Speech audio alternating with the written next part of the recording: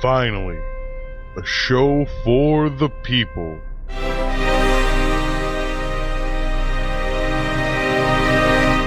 Men of such sensitivity and caring. And I'm sorry to any of our black listeners. We have black listeners? Men of such professionalism and style. Clearly I fucked up. Ah, I thought that's what it looked like when you were in control. Right, now shut up. Men of integrity. I was more worried about midget porn, but you have a good point about, I was trying to be, to reach the broader audience than the... I don't do that. And men of courage. You fucking kidding me?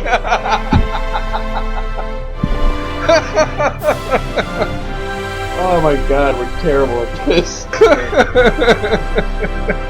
It can only be AirWreckRadio.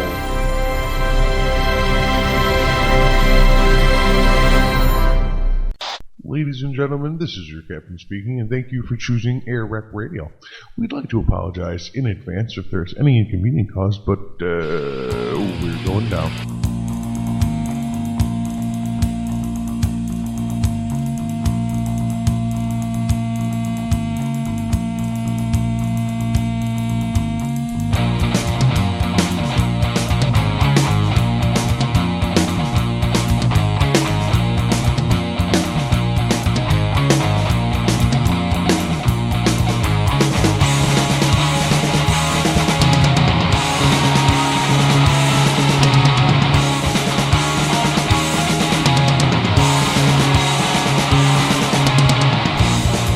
It's the 8th day of July in the year 2013.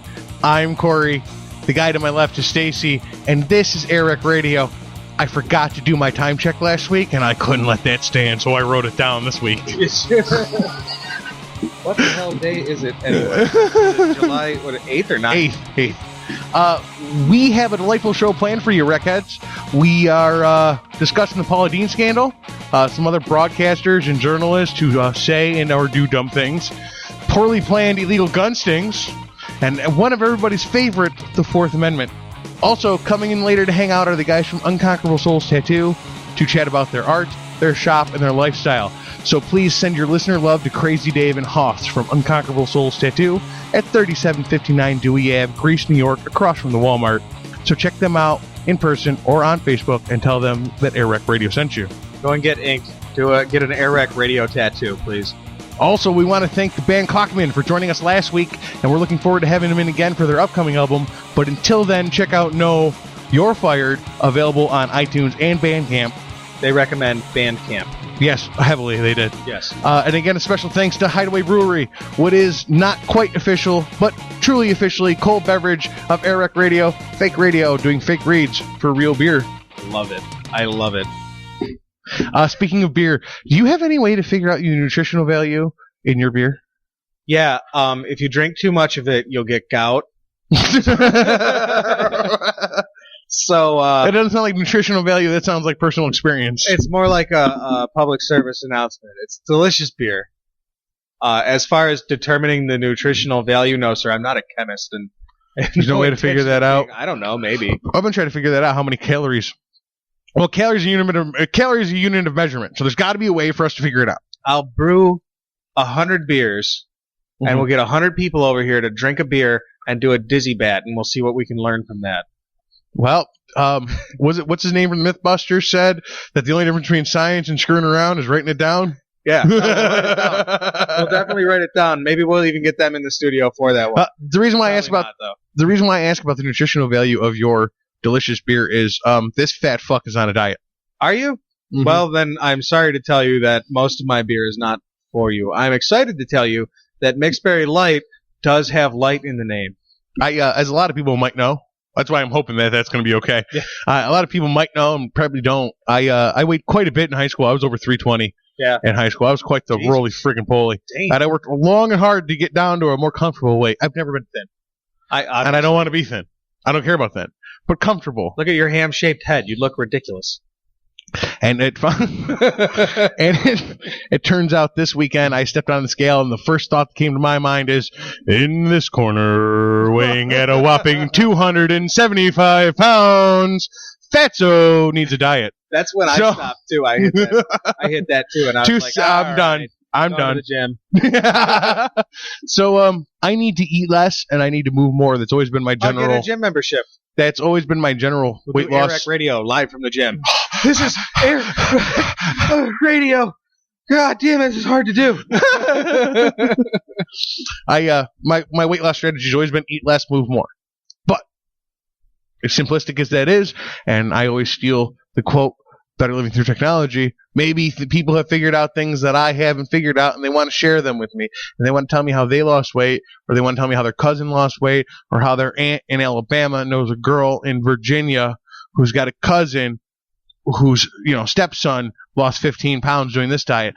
I really want you to do that. So stop by the Facebook and let me know how you want me to lose weight. Do I have to stop by the Facebook, or can I just tell you? You could probably just tell me. But anybody who's listening, stop by the Facebook and tell me how I should lose weight. I did it. I got down to 210 once in my life, and that was like... It's too small for me, I think. I don't want to be 210. You think that until you hit 230, and you're like, man, if I just dumped off another 20 pounds, I'd be all set.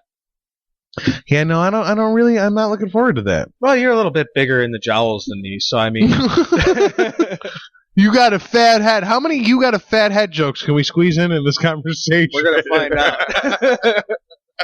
Yes, I have a fat head. It's not Fuck a joke. you. It's like an observation. You have a wider jaw than me. I have a weak Irish jaw. 210 pounds was just the right weight for me. Well, I go by the fact that I go by my brother, who's a couple inches taller than me, is a little bit heavier than me. And when he got down to 230, he looked like he was dying. I thought he had AIDS. I was like, what does it matter with you? Are you not eating? Are you okay? Are you sick? Looking good, bro. AIDS is working out. Yeah. Are you on the malaria diet? What does it matter with you? Hell yeah, I don't eat because it makes me sick to do so. So I assume, since I'm a little bit shorter than him, a little bit less, I say 230 would probably fit me real well. 230 is an approachable weight for somebody of our size. They say like at 6'1", you should be 180 pounds, or you're... Get the fuck out of here. Are you kidding me? Jesus Christ. If I cut a leg off... At 180 pounds, I would be so weak that I wouldn't be able to tie my shoes.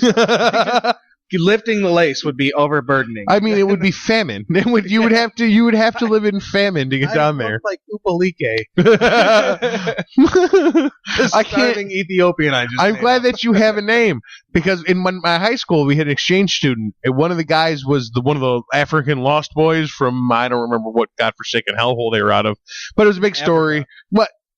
It was a big story about like 9 of them ran away from a war-infested village and literally ran across the continent to get on a boat to come to America. One of those kids was in my school, and his name in my head becomes every African name I've ever heard.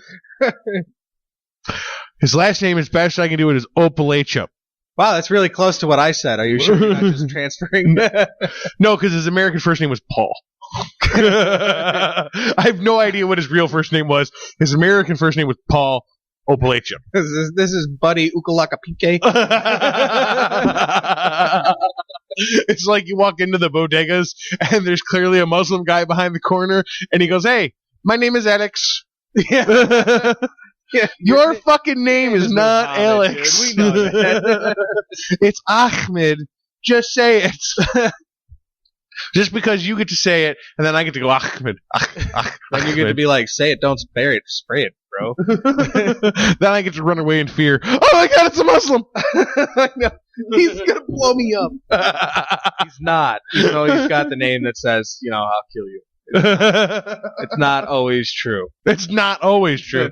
Just sometimes. So is there anything interesting happening in your life? Speaking, I guess, of Muslims, there was a big plane crash that had nothing to do with Muslims. Excellent segue, sir. You want to talk about the plane crash? I had no idea. I didn't want to talk about it, but we were on a subject that led to a terrible segue. All right, we'll talk about the plane crash. I say pilot error. I think that's pretty much the fact of the matter. No, there's a debate whether it's mechanical or pilot. I heard a whole big thing on it tonight. If by mechanical you mean once the human completely botched it, the computer didn't fix it, sure. Then yes, that's probably correct. He screwed it up, but I guess maybe there is a failsafe that was supposed to collect the fact that he was going too fast. He wasn't. No, it's too slow, too low, and too slow. He went too fast, and then he corrected because he was coming in too fast. In an effort to correct himself, he went too slow. And by the time he realized he was going too slow and started to speed up and pull up, he was already too low.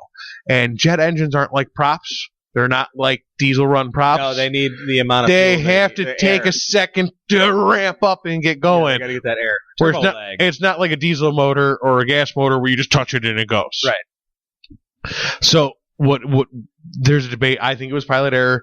I don't think that the reason why I say it's pilot error is because fail-safes are great, but 77 hours of conducting flights in an aircraft doesn't make you a fucking master of that aircraft. Yeah.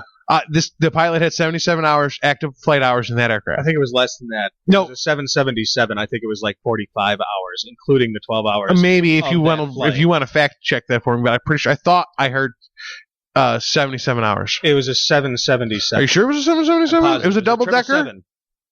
They called it a 777 on several. Okay, because I thought the 777 was the double-decker. It might have been. I don't know. It was not a double-decker plane I saw on the runway. Didn't watch anything. Listened to a bunch of radio about it. I watched the radio. Listen to AirWreckRadio. The only radio we're shoving in your ear holes. Yeah. Okay, that was a complete lie. Awful. There's so many people that are way better than us. But still. You know, Rudy Giuliani was on Sean Hannity today. Like, Hannity was on vacation, and Giuliani was there. What would it take for us to get Rudy? A miracle? I think connections to Rudy Giuliani would probably help with that. A miracle, gotcha. Yeah. Okay. Yeah, pretty much. I thought it was pretty cool.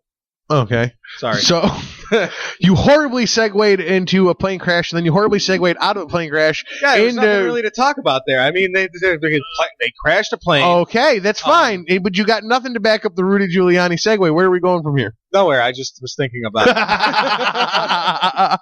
Well, what else is going on that I, barely care about, but sort of need to talk about? I don't know. Who's that chick that lost her job because she said a terrible word that I would like to myself? I'm not doing that this break. I'm doing that next break. Damn it, man. Nice try. It's so irrelevant. I'm doing that next break. There was the guy who was like pots and pans, or is that part of that break too? No, you go ahead and do that pots and pans guy. Oh, so this is fun. This is why I wanted to talk about this before the show, but you were like, no. I tried to talk about what we were doing before the show, and you were too busy doing other things. Well, I thought we would just make a show. So, Craig Shaler... No. Okay, we'll just stop right there for a second. But then you would have known that I wanted to do Paula Deen in the next break, and we wouldn't have this conversation. Well, make a sign like Wile E. Coyote. That motherfucker can write a help sign before he falls. The problem is with making signs, as I'm not Wile E. Coyote, I'm not quite quick enough to get it out there while you're talking. Wile E. Coyote was terrible at everything he did good. Except for making signs. If he'd have just opened up a sign-making store, he could have just bought dead, already cooked Roadrunners. Served on a golden platter. But terrible business strategy. So if you want to do it raw, we either got to do it before the show or on the show. And apparently this week we chose on the show. We'll see how that works out for us. That's cool. You want to talk about Paula Deen after break? That's yes, fine. I do. Whatever. What do you have to talk about in the top half of the show? Have you heard about Paula Deen? she oh my God. Craig Shaler apparently never heard of Paula Deen, and apparently he or a wise thought in his head. Don Imus. He never heard of anybody who's ever spoken terribly in the public eye and lost their public eye job. Because Opie Anthony and Howard Stern both did those gigs. Craig Shaler is a 16-year veteran at Wham. He does sports talk. Wham! Eliminating. I think he also might do 13 News sometimes, or I don't know. I don't have his bio. Who cares? Right now he's unemployed because he said, quote, "Too many gosh darn foreigners on the tour." He's talking about the LPGA tour. I want to make sure that we're all clear. Quote. All right. Too many gosh darn foreigners on the tour. Did he say? I'm sorry to interrupt your quote. Did he really say, gosh darn? Yes. You're willing to insult an entire race of people? Hold on, you're spoiling the punchline. All right, go on. Jesus. Let me tell a joke. Go on. I don't even want to now. Quote. Too many gosh darn foreigners on the tour. And more specifically, I'm talking about Koreans and Asians in general. It's hard to remember specific golfers. This is where it gets good. When half of them have names that sound like the sound you get when you bang pots and pans together. Now, you see his mistake there is that you're not allowed to say gosh darn before you insult the most populating race on the planet. Oh, I'm sorry. If he had just said goddamn, he'd be fine. He'd still be employed. I'm sorry, Stace. I didn't mean to step all over your fucking it's cool. joke, dude. Whatever. No, you just walk all over it. I got my big stomping shoes on. That's funny. I'm make a joke first. That's cool. I'm sorry. I do it too. It's all right. I feel horrible. You should. I totally stole your thunder on that one, and That's all right. Wait until I ruin Paula Dean. Well, that's all right. You already did. So, and you'll probably hear this. You'll probably hear this verbiage again later in the show.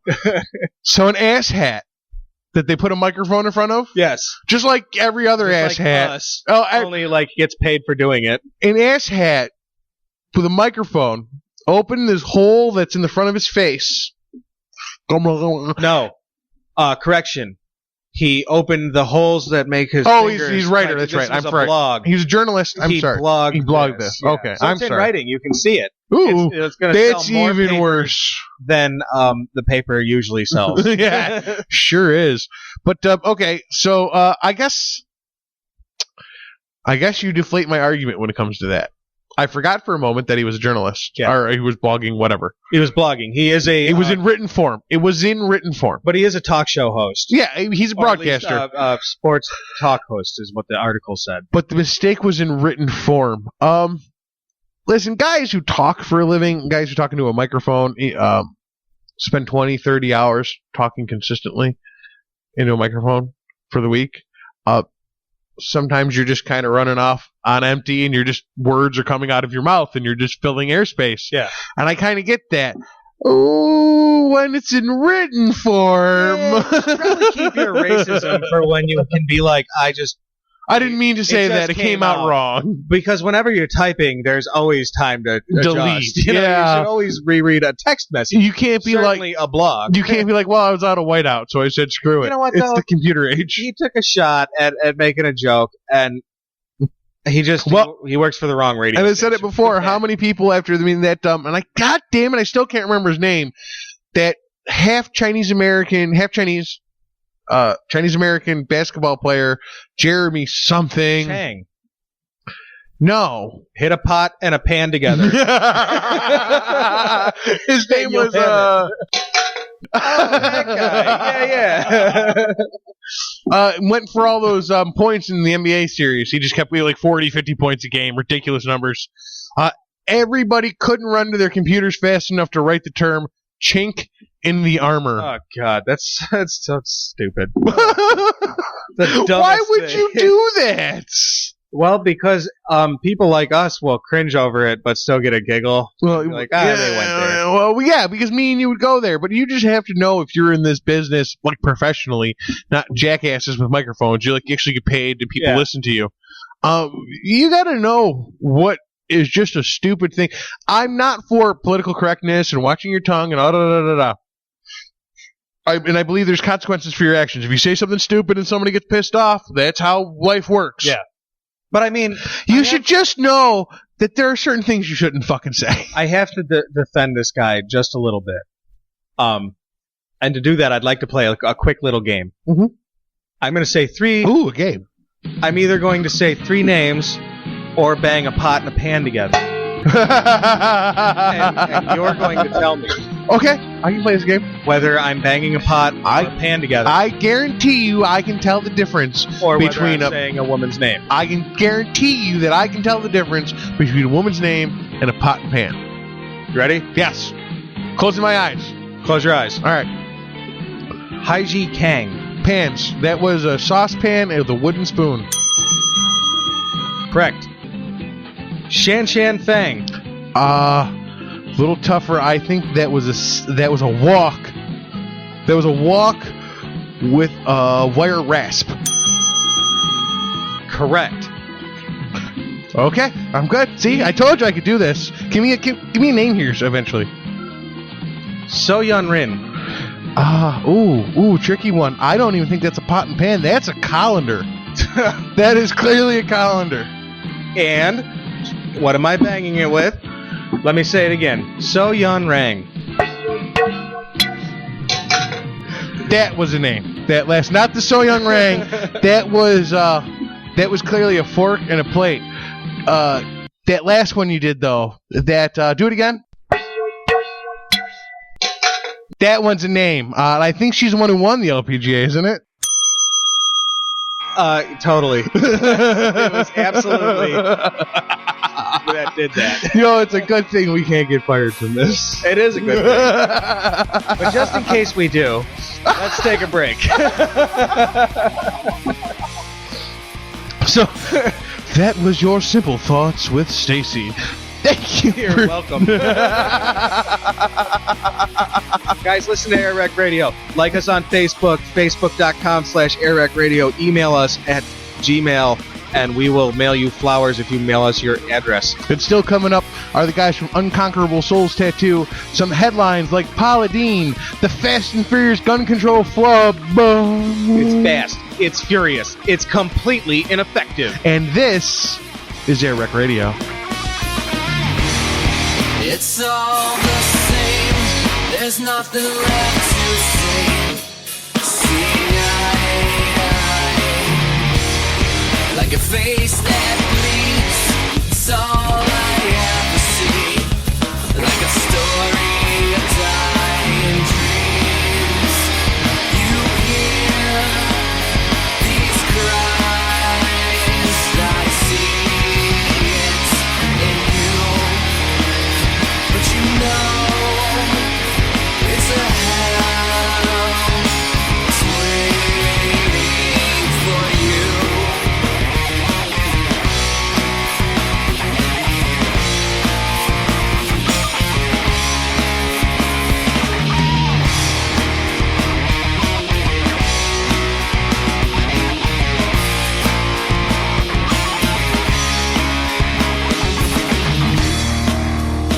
Time to let go. How you know it's going to be a dream to see what you know. It can't be. Now it's time to see. Turn away, there's nothing left to say.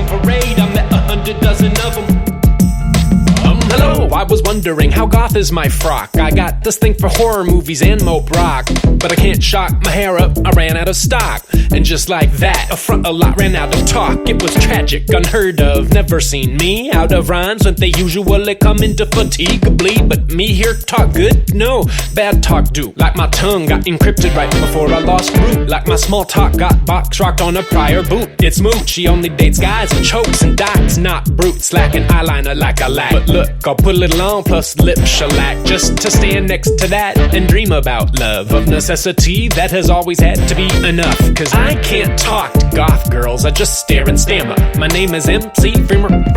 Damn her if she giggle, damn her double if she laugh. Goth girls like it when you double damn it twice fast. Goth girls are the girls that go to see the nerdcore rapper with the geeked out flow at the show. You can see the black lace on parade. I met 100 dozen of them, but I ain't got laid.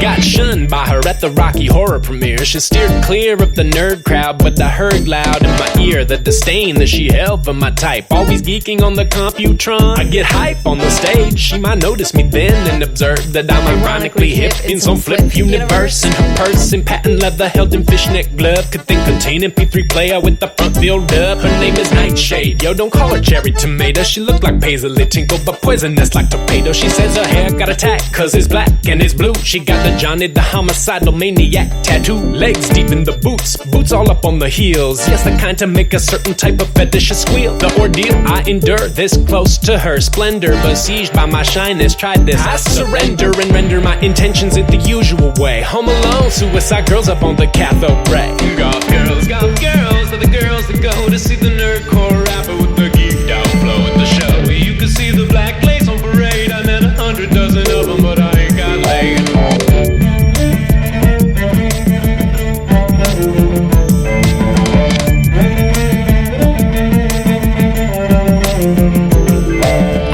My woman tell me that I shouldn't be coveting. I tell her, yo, you better get in a covenant. It's like, eek, I get to sleep on the couch for a week, all watching old Elvira videos on TV. Yeah, he, laugh it up. You don't live like I do, at the mercy of any sister with wrist scars and black eye glue. I've tried to get into cheerleaders and failed. Banana repugnant and tan, so bland and so stale. Fail myself at the local cafe, like a clover. Thumb through Camus in French, which I can't read, but so what? I think the goth could flower in nerdcore's embrace. I mean, I converted Edward Gorey's lettering into a typeface. Befriended vampires on LJ and MySpace. Even put that spooky echo filter on the bass. But I can't talk to goth girls, I just stare and stammer. My name is MC Frammer. Damn her if she giggle, damn her double if she laugh. Goth girls like it when you double damn it twice fast. Goth girls are the girls that go to see the nerdcore rapper with the geeked out flow at the show. You can see the black lace on parade. I met 100 dozen of them, but I ain't got laid. Goth girls are the girls that got their soul stuck somewhere between the kettle and pot. I've been enamored of them since I was young. Met 100 dozen of them, never ever humped one. Oh, hey. I didn't see you there. Why don't you sit down, relax, have a drink, listen to AirWreckRadio. Here on AirWreckRadio, we're aware that we have a large population of female listeners. Because the ladies love AirWreck. So we decided to go ahead and put together a little bit for you. It's called Girl News.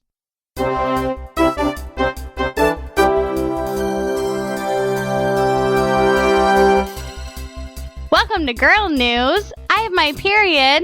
I'm gonna go cook you some food now. That was Girl News. This is Sports News.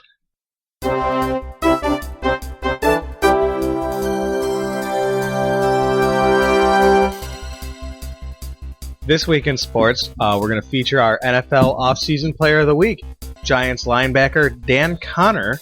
Dan Connor? Yeah, not that Dan Connor. Where's Roseanne? Not that Dan Connor. First thing that comes to my mind. Probably roughly the same size, slightly more athletic. And I'm sure way more attractive. If you say so. Giants linebacker Dan Connor was arrested this week. You were comparing Dan Connor and Dan Connor. I thought you were comparing Dan Connor to Roseanne. That's where. Anyway, this guy was arrested this week for bringing a switchblade onto a plane. An illegal weapon. A switchblade. I like the sound of illegal weapon. I don't care better. what it was, man. It's dumbass. What are you thinking? What is the matter with Idiot. you? And that's sports. Now it's time for everybody's favorite headline news. Headline news. Corey, you got the big news story this week. Why don't you start us out? You say I have the big news story this week, and you've done everything in your power to me not to talk about it. But that's kind of the point that I wanted to make by talking about it. I want to talk about the vein-chilling, world-ending, gut-wrenching, Wrenches my guts. horrible, disgusting conduct of Paula Deen, the sweet Southern lady with all the food cooked in butter. That A looks Southern so lady good. who cooks food and butter? What other stereotypes does she follow? I wonder. All right. Cornflake breading. That's what it is. That's why she's in the news. The whole news story is that allegations were made against her from somebody that is suing her that she's a racist.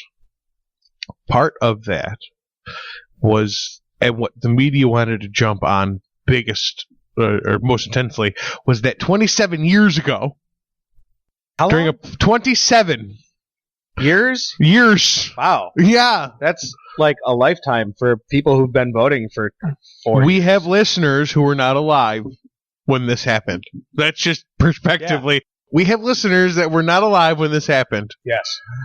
27 years ago. During the Civil War. Happy birthday, America. America.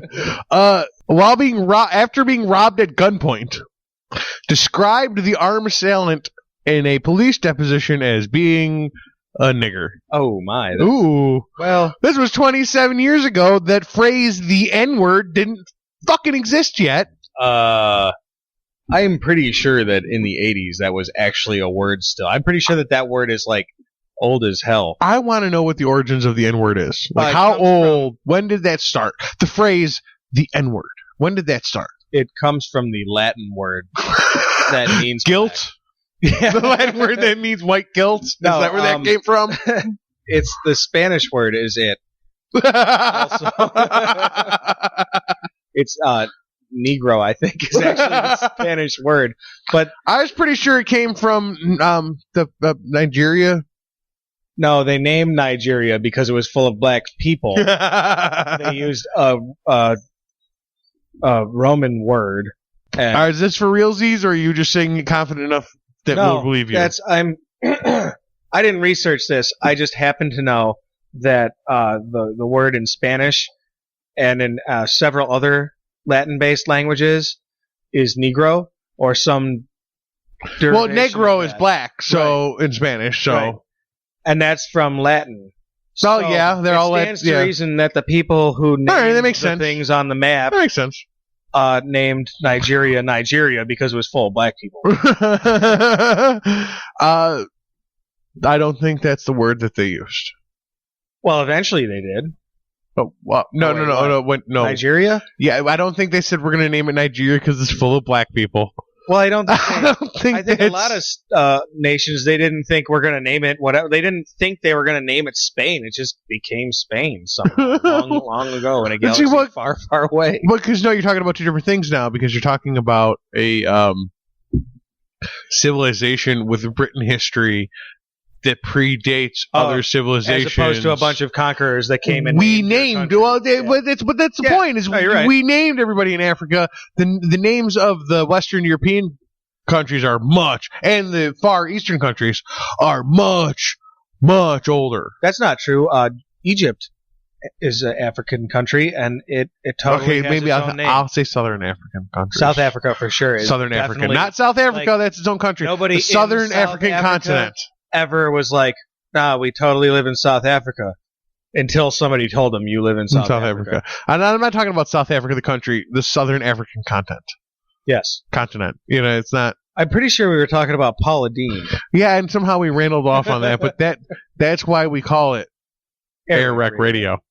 What I want to talk about is not so much the fact that this Southern, older, white woman said Why noises. Why are you saying it like that?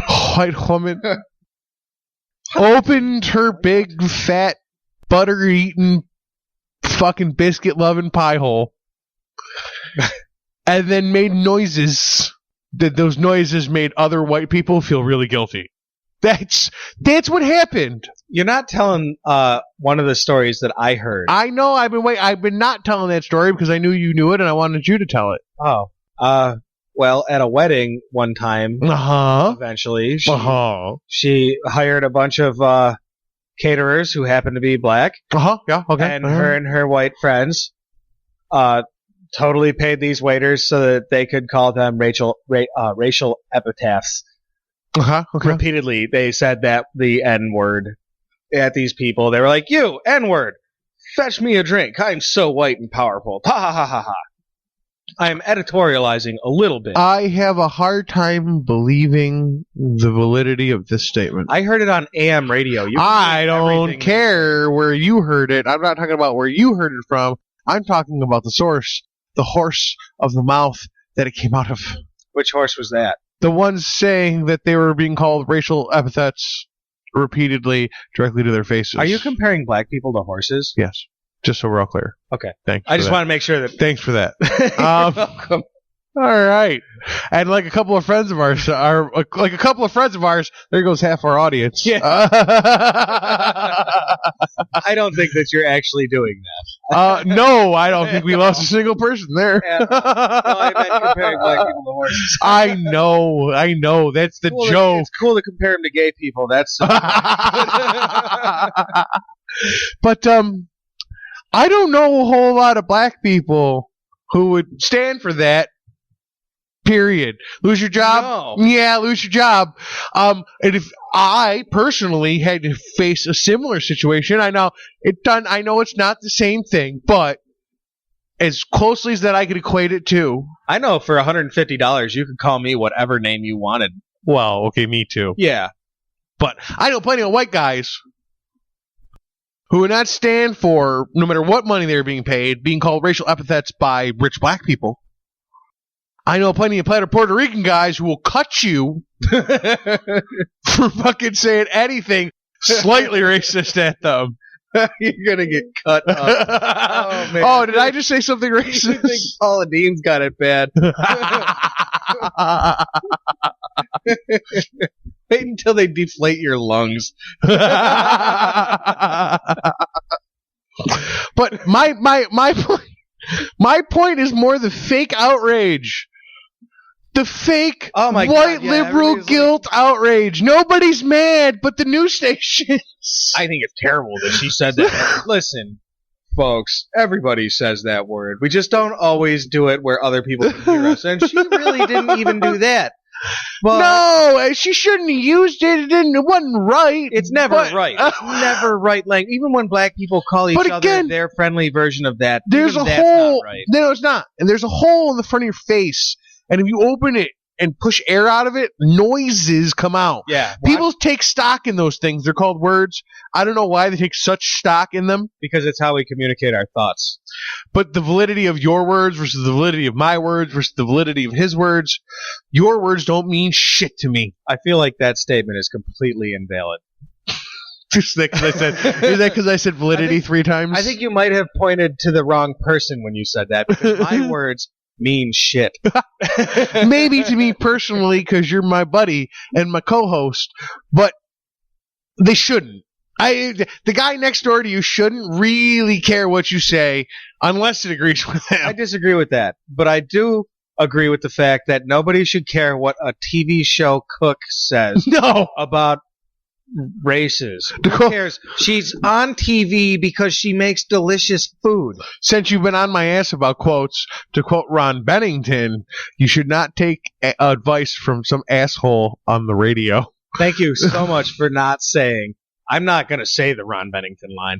Nobody would actually know the Ron Bennington line. It's good that you do, though. I feel like I know somebody smart for having. Like last week when John said Pat Boone, that's what he said. Pat, when he made that Pat Boone rap, I had no idea what he was talking about. But Neither did I. Because the whole rest of the room was laughing, so I was like, that is funny. No. And I found out why it was funny. He actually made a freaking album of covers of metal songs. No, he didn't. I put that together myself. That's No. Yeah, I know. Your album cover's cute. I did the research. Pat Boone did an album of metal covers. Did he really? Yeah. I just did an image shirt. Yeah, he sure did. Did he really? Your album cover was better than his. So did Paul Anka. Paul Anka did a cover of metal albums, too. I'm going to find that metal album because that's super cool. No, he didn't do metal. He just did metal songs as Pat Boone. I think we were talking about politics. We can't stay on this. No, it's so not worth staying on. But it is staying on because why are we spending our energy talking about words that come out of morons' mouths? I don't know, but as morons who have words that come out of their mouths that try to get other people to listen to them, I know this sounds like backwards reasoning to you, but what we say and what she said and what that guy said and the BBC guy said and the friggin' Wham 1180 guy said isn't that important. What BBC guy? What the hell was his name? Damn it. Unemployed BBC guy? Yeah. I hope. Unemployed BBC guy. What did he say to earn his new job title? BBC broadcaster John Inverdale incised radio listeners during the Wimbledon's women's single finals where Marion Bartoli beat Sabine Lisicki. Inverdale asked if anyone thought as a younger girl her father might have told her that she was never going to be a looker like Maria Sharapova, something like that. So, Sharapova, yes, people say. Whatever. So she would have to fight harder for success.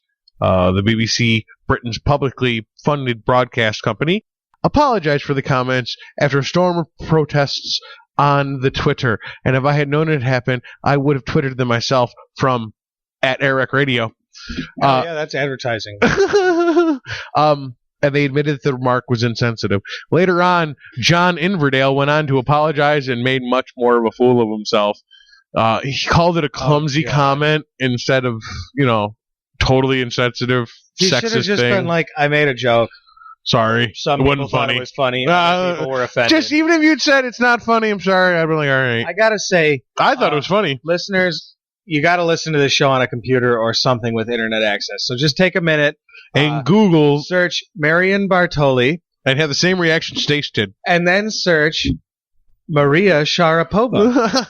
And see which one you take home. Now I gotta tell you, one of these girls had to try a little harder. His joke is totally a valid joke to make. That's fact. You use the word homely. I think you're a gentleman. Humble, I said. Oh, I said- humble, I said humble, that's a humble. humble girl. I think you're a And I gentleman. wasn't talking about Maria Sharapova. No. She's a fox. She's got it going on. Well, I think a lot of that is also the outfits. The little tennis outfit. I don't know, man. This other chick is wearing the same outfit, but it doesn't really do anything to cover up her horse face or man shoulders at all. She has horse face and man shoulders. Yes, and I don't know. Maybe she's European. I could let you gotta be fair when they got bad teeth. Perhaps We're just going to call it, instead of calling this headline news, we're going to call this We Ramble. Here's us being racist against Europeans. And sexist. I don't know if we were being sexist. Misogynistic? Is that the word I was looking for then? Well, she's ugly. She's ugly. She's fucking ugly. She's No, not busted. we were up, talking but- about a 70-year-old Southern woman saying noises that came out of her mouth. Yeah.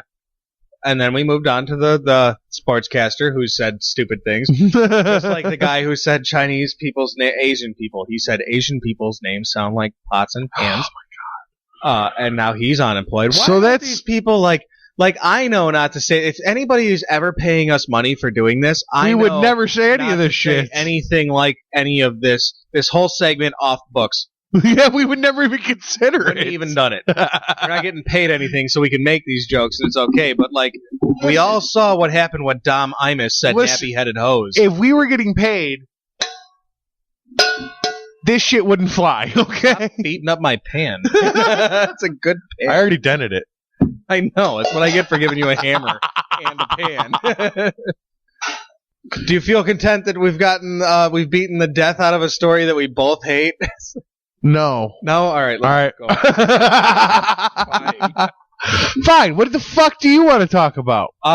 Fast and Furious gun control. All right, fine. Is a fun little story. This is a brilliant little story. It's a really frustrating situation. They called it Fast and Furious, Operation Fast and Furious, and they called Operation. We don't know what the fuck we are doing. They called it that because some of the people that they were investigating were doing what they were doing wrong out of a auto shop where they were also street racers. So they were like, whoa. Yes, that's true. That's fact. That's fact. Fact. This government organization, called it that because it was a movie title. Named their operation, their sting operation, after a movie. Yeah, terrible line of movies. I wouldn't say terrible, but still, your exhaust manifold broke. That's why your floor pan fell out. We're still driving. I didn't say actual. I always did wonder what the fuck made your floor pan fall the fuck out. When your exhaust manifold goes. Yeah, no, it doesn't make your floor pan If fall. you're Paul Walker and Vin Diesel. Especially that's how that happens. Especially when you have it bolted in a diamond plated steel floor pan. This movie sucked. But somebody in the government watched them, and they were like, we should call it Operation Fast and Furious. I don't know what the fuck that's about. FBI agent Paul Walker. He was like, that's my movie. Hey, I bet you he goes to bars and tells girls they made that movie about him. Yeah. I don't know if you've seen my movie, but it's based on a true story. That was all me. So listen, October 31st, 2009, a gun store owner in Phoenix, Arizona, reported to the Bureau of Alcohol, Tobacco, Firearms, and Explosives that 4 individuals had purchased multiple AK-47 style rifles. The next month, Phoenix ATF group, it's called Group 7 is what the ATF in Phoenix is called, began to follow a known gun trafficker who had bought 34 weapons in 24 days. 34 weapons this guy bought in 24 days. In December, this buyer and his fellow fake buyers, which are called straw men, bought 212 guns between them in December. These guys were trafficking these guns, and the ATF was tipped off to it. Eventually, the ATF got on the trail of more than 24 of these straw purchasers, the most active of whom would ultimately purchase over 600 guns over the course of this Operation Fast and Furious. That's a lot of guns. Yes, a lot of guns. 600. They usually what they usually do when they find a trafficker, a straw man, when somebody who's buying guns to sell across the border to Mexican drug cartels, is they follow him to the handoff point, and then they arrest both him and the buyer. And recover the weapons. Okay. Well, you see, Operation Fast and Furious, somebody got the bright idea that what they're going to do is instead of doing that, they're going to trace them back trace further. These guns. They're going to let them go ahead and get into the cartel hands and trace these guns. How exactly do you trace? Oh, they have tracing devices on them, like serial numbers. Oh, serial numbers. Apparently, that's a tracking device. That's a serial number? That's what they were going with. Yeah, serial numbers. Okay. Yeah. Yep. Continue. Uh-huh. All right. So this operation, this Operation Fast and Furious, it started roughly in 2009, early 2010, and it went on till February 2012. Over the course of this Operation Fast and Furious, the ATF tracked 2,000 firearms and was able to successfully recover 710 of them. I'm sorry. Whoa. Yeah. Could you give me those numbers one more time? I'd be happy to. 2,000 deadly weapons. 2,000 firearms. Went under the nose of the government with the government watching them go. Okay. the government, The strategically, the alcohol, tobacco, and firearms. The ATF, also the FBI, the CIA, Okay, the government Mexican police. Everybody pretty much was dumb enough to get in on this. Oh yeah, absolutely. Really? Yeah, uh-huh. Okay, so strategically leaked 2,000 weapons. Yeah, let 2,000 weapons. 2,000 weapons. About 2,000. Roughly. Into the black market so that they could be traced via their serial numbers. Right, serial numbers. And I'm sorry, what was that last number you said? What? That was 710 of them were recovered. 710. Now, I want to point out that as of February 2012, 710 of them are recovered. It's now 2013. I can't imagine that number has grown exponentially. Because there's still people getting killed with the weapons that they haven't recovered. They can recover the bullet casings, though, and know that they came from the weapons they let go. That's what happens when you have the copy of the firing pin imprint. I want to point out that that's 65% of the weapons that they tracked lost. So we can track the weapons via their serial number or by spent shell casings because we know what the imprint from the firing pin is. Or we could just arrest the buyers and the sellers because sometimes you can kill a snake by cutting off its legs. Sometimes you can do that. If you cut off enough of it. Yeah. I don't know that you can. I don't know that you can kill a snake now clearly in the literal way. Literally, you can. In the proverbial way that they use. Literally, you cannot kill a snake by cutting off its legs. Well, it doesn't have any legs. Right. But in the proverbial way of cutting off the limbs to get to the head, I don't think you can. But is it worth risking the lives of innocent people and law enforcement? Law enforcement. People have been innocent people and law enforcement. These guns were on their way to drug cartel heads. Do you know who drug cartel heads need guns to kill? Law enforcement. Law enforcement. And officers. Innocent people. And innocent people, too. I'm sticking with innocent people, too. We can't track the weapon until after it kills somebody. Right. Yes. That's somebody like Mexican police chief, unnamed Mexican police chief. Unnamed Mexican. That's nice. They haven't said his name. It's that, like here we have, if you're a police officer, you get some protection from your actions as a police officer. To keep your personal life separate. There they have that too. That's a good point. I guess that's a good point. I would just like for, validity's sake. Well, I can validity's sake some American people. That's what I wanted to hear. Brian Terry was a U.S. Border Patrol agent. This guy, was that the guy with the quote that you wrote on the Facebook? I think so, yeah. Oh my God. Brian Do you Terry. have that quote on you? No. If you don't have the quote, that's fine. I want our listeners to go to the Facebook and find that on our Facebook, facebook.com/AirWreckRadio. I want you to listen to this guy's quote. This guy was just a border patrolman. And really this is what he fucking wrote. And it was so fundamentally poetic. I was floored. That dude, he was all about his job, man. And he got killed by one of these guns that the American government allowed criminals to get their hands on in the hopes that they would be able to trace them using their serial number. Now, folks, just in case you're not aware, I can't get over this of how stupid that is. I want to just lay it down for you. A serial number is a number etched on the metal of a gun. It's not some technological wonder. It's not some data tracking device. It's not a computer. It's not GPS. It is digits carved into the side of a gun. That can even be filed off. Easily. Yeah. Easily filed off. And they were going to track these guns using that information. But serial numbers are, even if you don't file it off, serial numbers only become relevant when one of two things happens. Law enforcement confiscates the gun. Yeah, when the gun's recovered. Or the gun is registered. Right. Well, guess what doesn't happen with illegal weapons? Right. They don't get registered. So you have to wait until the gun's recovered. Or because we know of its firing pin imprint, because after we kill somebody, we can know that the gun was there. But we still haven't recovered the gun. Well, we just know it was there. You know what we did do, though, is we got one of the straw men, the straw man who bought the gun that shot Brian Terry. His name is Jacob Montalongo. Longo. Yeah. He is 26 years old, and he bought more than 100 guns connected to Operation Fast and Furious. Now we got him. Have you ever found, because he bought 100 of the guns, we got him because he bought 5%. 5%. He bought 5% 5% of the guns as an individual. Now this poor bastard, now he's a criminal, so fuck him.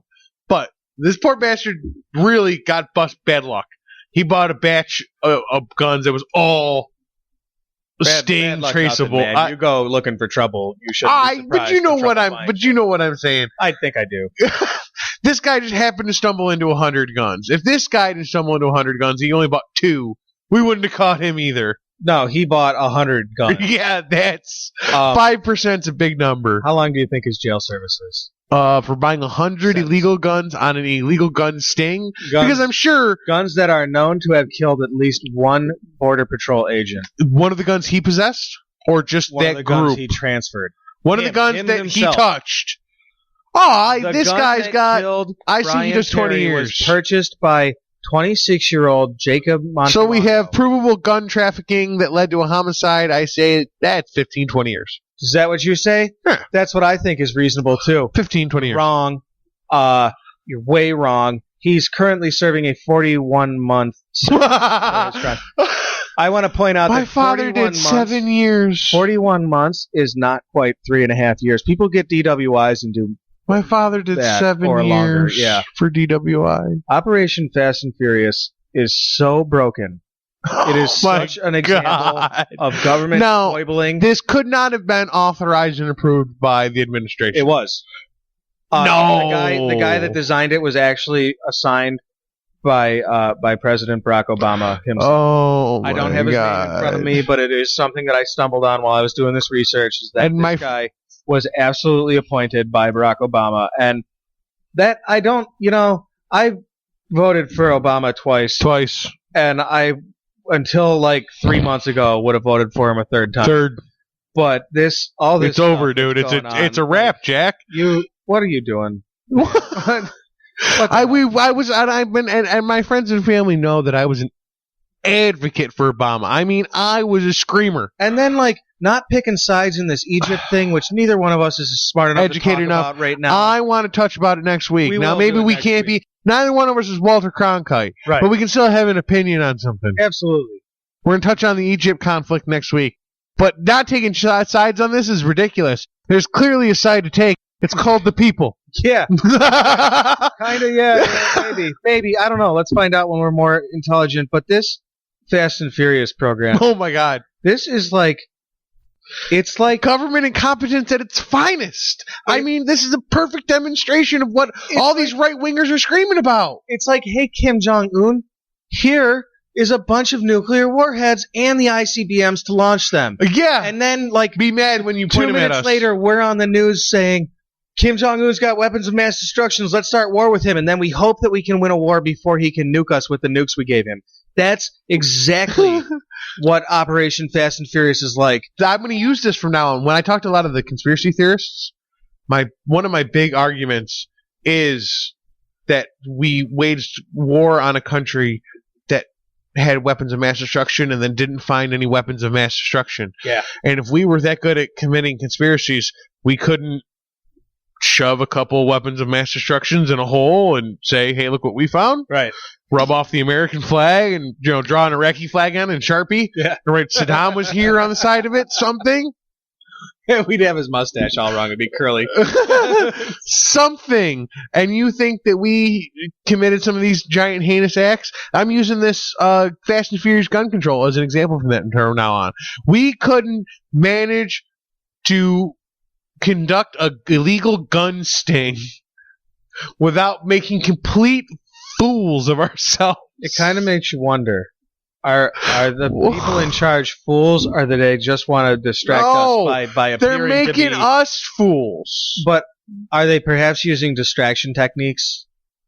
Because this story is old, man. This was, I was talking about a thing that went on in 2009 and 2012, but it's still pertinent. Having repercussions. One of these people was just killed very recently. It's still pertinent information then. It is. It's definitely pertinent information, but there's so much distraction going on, like, with like the DOMA thing. They're like, it's a big deal. oh, by the way, this is a big deal. We totally made this law and then we overturned it because it was retarded. What's big deal? But now No, that's how everybody's looking at that instead of looking at what's going on in Egypt. I mean, and that's a law was made, and then it turned out a little bit later on that maybe that wasn't right, and it got overturned. That's how this system was supposed to work. Right. That's how we designed it. Yeah. Okay, this is a good idea. Oh, it wasn't a good idea. Let's try something different. It was called prohibition of alcohol. We did that. Okay, Yeah. This is a good idea. Right. Oh wait, no. The mafia just tripled in size overnight. Maybe this wasn't a good idea. We sure did create a lot of jobs at the black market, thanks to prohibition. Yeah, exactly. Maybe this wasn't a good idea. So then, alcohol was legal again. Yeah. So that happens. But I cannot get over how badly this administration's PR has turned in the last 3 months. Well, there's none of us left. The guys that stood on the corner and screamed, "You're out of your minds. He's doing a great job." The ones that were still doing that right up until the very end here, there's none of us left. There's none of guys like me going, "You're out of his mind. He's a badass. I love him." Yeah. There's none of us left. We're gone. What? Maybe that's what happens when a president like him no longer needs to run for a second term. But now that I'm in the position that I'm in, I look back and I don't know that he did enough but make promises to deserve his second term. Are you kidding me? Oh, hold on now. He's done tons and tons of stuff. I'm not saying he didn't. Increase the strength of the federal government over the people. Oh, yes. Absolutely. There has never, and I can't believe that I like all this I like all this job stimulus. He created 1 million jobs, but we lost 1.5 million. And those aren't the exact numbers, but it's somewhere in there. I can't believe that What I'm a fool. not talking about George W. Bush. I know. Did you know my God. George W. Bush's approval numbers actually equal President Obama's? I know, and he approval was numbers supposed to right be now? the savior. Did you also know that He was going to be the Democratic Jesus. people collecting Social Security, their number has currently reached 11 million. 11 million is more than the population of Michigan. 11 million. Now, does that tell you who's on old people checks and who's on crazy checks? No, it doesn't matter who's on what. It does matter. No, it doesn't. It does when you break. It does matter. My father deserves every bit of his retirement. But that asshole over there faking a check doesn't deserve it. The point isn't who does and who doesn't. It's that too many people are doing it. It's not Sustainable. It's not sustainable. Too many people do it for who's paying into it. It used to be 1 in 66 people. In like the 50s, it was 1 in 66 people. Well, working people, working age people was on Social Security disability in the 50s. Now it's 1 in 13. It's one of those things that when you deal with a pot, when you deal with a general pool of things, some people are going to pay in their due share and are due their due share. Absolutely. And some people are not going to pay in their due share and still receive that guy's due share. And at the end of that pot, when you hit the bottom of it, it's going to run dry for people that deserve it. Oh, it's going to run dry for everybody, actually. But it won't matter for the people that don't deserve it. Right. Exactly. It doesn't matter for the people that don't deserve it. For the people that do deserve it, it does matter. It's just one more failed economic monetary-based system. It will never stand. It cannot stand because it in itself, the design of the system is for it to grow to a point of collapse. It cannot be designed otherwise. I'm not sure I agree with that. I'm not sure that I can agree with you that Social Security can't work. Is this something that we should call for another show, or do you have enough? No, I think we should put this on another show. Okay, we can totally do that. That's fine. This is episode 9 has clearly been, we didn't do any prep this week. We're doing it on the show with us. So did I, but for some reason it didn't turn out that way this week. Well, we're rambling a little bit, and that's all right. Rambling's fine. Like our show. So what we're going to do is, since this break has come to a screeching fuck halt, smashing halt, we are going to just leave this break, bring you to a musical intermission while we gather our thoughts and try to recollect ourselves. I'm pretty sure that. Please take us to break. we're going to go ahead and we're going to have our friends from Unconquerable Souls Tattoo Yes. are going to come in and sit down and talk with us. We're going to talk to them about what it's like to have a tattoo parlor, and I think we're going to talk about what kind of business they do and what kind of tattoos they get. And I hear a rumor about that they have some cool Star Wars thing that they do, and I'm really looking forward to talking to them about that. So check out Hauss and Crazy Dave Clayson when we come back from Unconquerable Souls Tattoo. Thanks so much for joining us on AirWreckRadio. Have you ever noticed when you encounter a cat stare at you and you stare back and you know they're thinking secret feline thoughts? Ever wondered, just like me, what those secret feline thoughts might be? I suspect they were calling lessons that their mamas taught.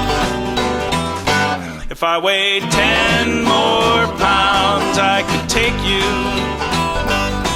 Weighed 10 more pounds, you'd be mine. If I weighed 10 more pounds, well, I'd cut you down to size. Since I don't, I guess I'll run and hide. If I weighed 10 more pounds, I could drop you. I could fill your puny human heart with fear. If I weighed 10 more pounds, well, I'd play you like a mouse. Oh, but since I don't, I guess I'll let you scratch my ear. Well, if your best friend's cat jumps in your lap as soon as you greeted, entered, and sat, and you think he likes me as he begins to purr, well, you tickle his ears, you rub his chin. By that time, the teeth and the claws sink in, and you realize it's evil incarnate wrapped up in fur. If I weighed 10 more pounds, I could take you. If I weighed 10 more pounds, you'd be mine. If I weighed 10 more pounds, well, I'd cut you down to size. But since I don't, I guess I'll run and hide. If I weighed 10 more pounds, I could drop you. I could fill your silly human heart with fear. If I weighed 10 more pounds, well, I'd play you like a mouse. Oh, but since I don't, I guess I'll let you scratch my ear. Well, you walk your way up to your door, steps climbed, and there once more a mousy organ waits in all its glory. Is it a trophy or perhaps a threat? 10 more pounds, it'd be you I had. A bigger cat might be a different story. If I weighed 10 more pounds, I could take you. If I weighed 10 more pounds, well, you'd be mine. If I weighed 10 more pounds, well, I'd cut you down to size. Then you'd be the one to run and hide.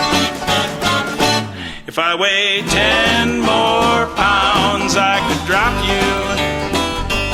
So you best be careful and always treat me right. If I weighed 10 more pounds, well, you wouldn't stand a chance. And I'm planning on putting on a little extra weight. Oh, I'm planning on putting on a little extra weight.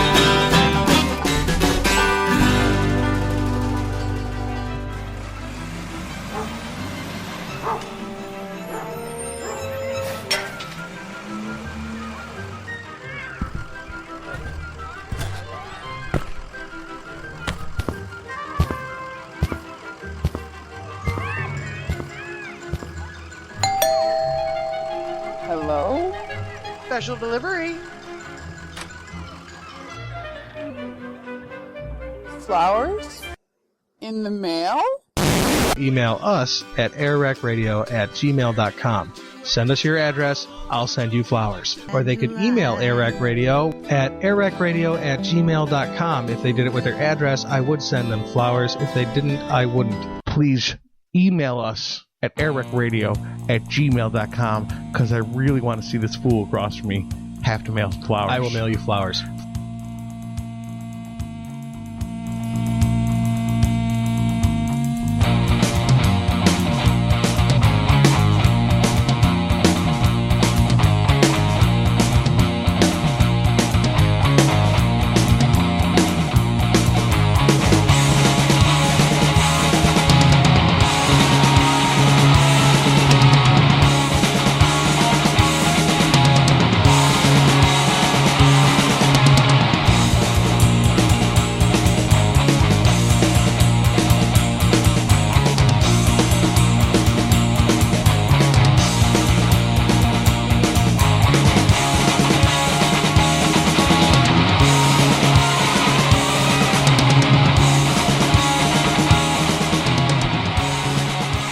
That was our new friends, the Clockmen, bringing us back with their song Surge off their album No, You're Fired. Please welcome to the AirWreck Radio Studios, Hauss and Crazy Dave of Unconquerable Souls Tattoo, 3759 Dewey Ave, Greece, New York, across from the Walmart.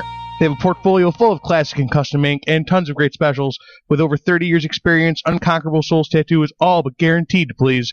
So check them out in person or on Facebook and tell them AirWreck Radio sent you. Yeah, do that. Definitely do that. How you guys doing tonight? Not too bad. Too bad myself. So tell us about your band. The tribal armband? The tribal armband. I like that. It's kind of faded. Thanks for coming in. I've been looking forward to talking to you guys. Thanks for having us, man. Absolutely. I've seen on your Facebook, I've seen you mention a Wednesday special. Oh, yes. Star Wars Day. Yeah, that's Star something Wars that's going to Wednesday. ring You guys very... have Star Wars Day. That's something that's going to ring very well with our listeners. I would like to know how Star Wars Day works, because I don't have a tattoo, but that could change. On Wednesdays, we do 30% off any Star Wars or any kind of animated character. It could be from a comic book, a TV show. Basically, it's a Nerdcore Wednesday. Superhero Day. So it's like anything. It's that you got Nerdcore kinda Wednesday. nerdy. Yeah. Nerdcore Wednesday. There you go. Actually, that's a good idea. Yeah, that's it. Well, it's all about the name, as we've learned. And what's the deal? You come in with you want your nerd tattoo. Yep. And you get 30% off. 30% off. Now, That's pretty cool. That is. Now, do tattoos for podcasts count? Yeah, does that count? Does that count as Somebody nerd? comes to get our yeah, for sure. Nobody's going to do that. But I don't know. if they do. You might be looking at somebody who would do that. Yeah, I want it right here on him. Right on his forehead. We'll do that. Maybe on Nice the top of AirWreck your Radio head. tattoo. It could be like hair. So, how long have you two been working together? Well, I apprenticed under Hauss, and we've been working together for 2 years at this shop, and while you apprenticed for me for almost 2.5 years. So. Yeah, so almost 5 years total. Man, that's a long time. I don't think there's not a single person I've worked with for 5 years. Well, there was a little break, but Yeah. Yeah, but it was good for everybody. Yeah. So, sometimes you got to slow down to move faster. Agreed. Agreed.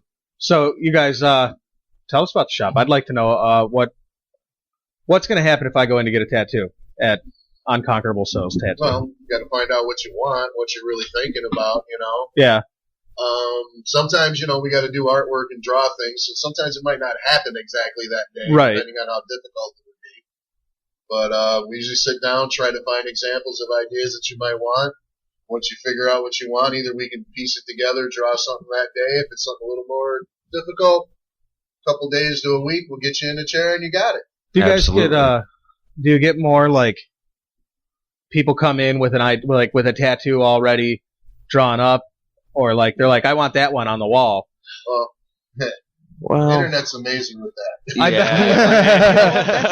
saw this picture on Facebook of a butterfly. Oh, dude, we've heard that 100 times. It comes probably now 15 years, same picture. It's a bunch of lilies with little tribal and the stars with little Yeah. flourishes coming off. I want that like Same 40 picture all other the girls. time. Why would you want? It's a stamp, I think. It's great though, 'cause at least you get an idea of what they're thinking about. Right. Yeah, and, So it gives you a lot more to go off. Yeah, it certainly is like Maybe you can then steer them in a more unique direction. Yeah, I don't really like using flash. I prefer to draw something for somebody. Oh, This way it's absolutely. all your own. Right. You know, I mean, I've got close to 10,000 worth of images on the internet and flash that I just not on the internet but on the computer at the shop. Yeah. You could sit there all day and go back and be like, I didn't see that. I still go on there somewhere. Right. Yeah. Well, yeah, that's a computer is a really good point. There's so Yeah, I never even thought about that. much. You would have if you were looking for a tattoo, I think. Well, I have been looking for a tattoo since I was 14. Oh, and you didn't think of the internet? No, I had my own ideas. I got thoughts in my head that I, possess porn. that are exactly more midget porn. What was I doing? Oh yeah, watching midget porn. No, it was something else. Oh, tattoos, midget porn. So you both worked for somebody else at one point in this game? Oh yeah. Yeah? That's just part of it. So what is it versus running your own shop versus renting a chair? Is that how you guys do it? You rent a chair? Yeah. Like a hairdresser would? Pretty much, Give you a percentage rate. Either you covering your materials or they cover your materials. And, contracts, you'd be surprised. So is it my family is small business owners, and my father's been saying for the last 20 years that he wished he would have just stuck to a 9-to-5 job. That you could just go home and not care. Is you find that in the tattoo industry, or is it because it's much more of a passion thing than what my father does? It's definitely passion. Running a business compared to just doing the work for somebody and giving them a percentage. Yeah. Big difference. Yeah, well, yeah, Absolutely. I'm sure there's more headaches. What's the overhead like on a tattoo shop? That's what I'm curious high. about. You just draw it and some ink and a needle, but It's a lot more. No, than that. the lights have got to be on. You got to pay the right. mortgage. So right there, you're Sterilization. There's got to be some sort of insurance involved. maintain everything. It's your paper towels. It's your. It's your bags usables for sterilization. Yeah. You know what you guys should do? One of you should get like a shitty part-time job and just steal the paper towels from McDonald's. Well, if they had decent paper towels, I'd be all for it. Well, I mean, find a place that has paper towels that suits your needs, and then get in there as like a stockroom boy. Get a job in Sam's and steal a whole lot. There you go. Yeah, well, we're good for I don't know, a week, 2 weeks now, but We're gonna have to move on. It's more like days. Honestly, something like that probably lasts a month and a half, 2 months. That's Yeah. how much paper towels. that's a lot of Yeah, paper it's a lot towels. of, you dab with paper towels, right? Yeah, Yeah. and wipe and everything with it as well. Yeah, wrapping stuff up. All Christmas stuff. that's got to save you a lot of laundry bills. You probably can't use cloth towels because it's blood, right? No, you can't use it like that. It harbors bacteria and blood and so forth, Yeah. and it just can't be washed out like that. Unfortunately, I never really thought about the practical implications of paper towels at a tattoo shop until just now. Oh yeah, That bill's got to kill you because they're not cheap. no, they're really not. Well, the health code levels that you have to adhere to Oh yeah. are, just out of ethics, are staggering. So I mean, it's just it's this short of surgery. It really is. Water with basically like an antibacterial soap, surgical soap. Right. It's been rinsed out through people all day long. Oh yeah. Yep. Yeah. I wonder how many yeah. skin infections and staph infections and everything else you can get from that. That's Back when that was going on, you could also get malaria. So it's also a very good point. You didn't live long enough for the staph infection to kill you. Get you. It's just a matter of which one. In time, yeah. But now, sickness doesn't really get us so much as not the same. No, absolutely not. So it's definitely important to Unless be you're a concerned about. this is true. Where's my Purell? My hands, germs. germs. So what's the scene? What's the tattoo scene in Rochester? Now, I know that there's some history there, but currently, is it groundbreaking, or is everybody else a hack but you two? Let's give me. No. It's Of course. It's competitive for sure. Yeah. Yeah, It really is. a lot of good stuff going on. Competitive, but almost cutthroat. Oh well, Oh, yeah, that's it can be, unfortunately. Well, you get your regulars, Sure. and you expect to see them, I would imagine. Well, yeah, but after so long, if they don't want anything, there's nothing more Well, they right, can do. right. But they'll send people in, which is awesome. it's always great, and it's always great to have a friend out of the whole situation as well. Yeah, you certainly have to spend some time talking to people That's while what you're doing I'm that. trying to more or less do. I mean, someone's trusting me on their skin. Yeah. You know, it is a kind of a bond in a way. Absolutely. Oh yeah, it's extraordinarily intimate. I mean, I've got some customers that come and see me, and I probably haven't tattooed some of them in like 16 years. But I still see them on a regular. That's pretty cool. Oh yeah, That's it's a very loyal thing.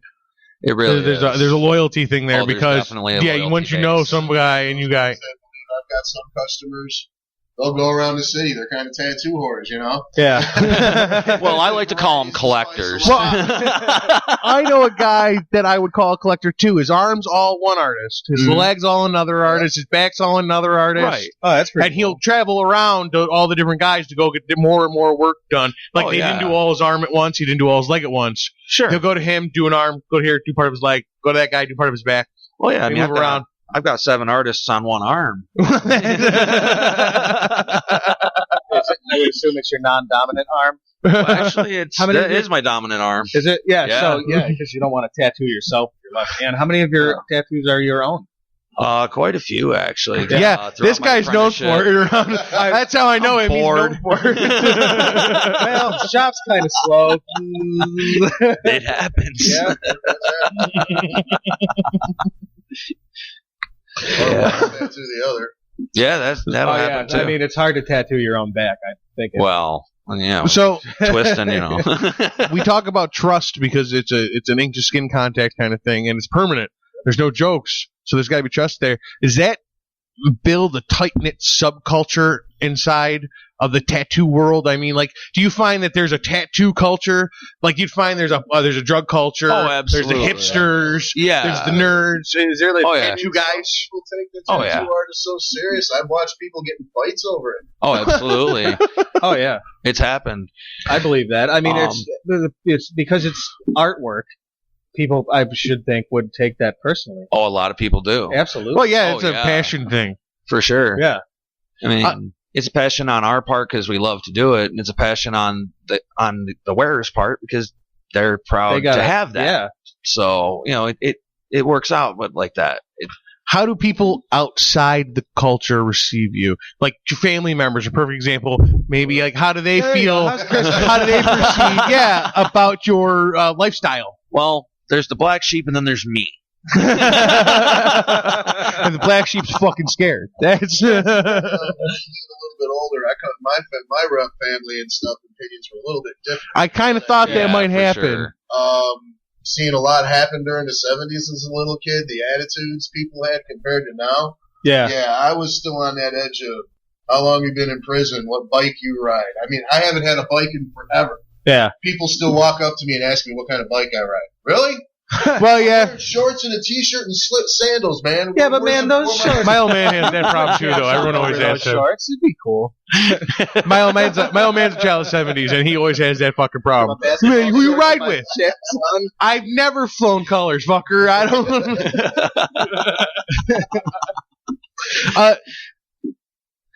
I always hear tattoos are addictive.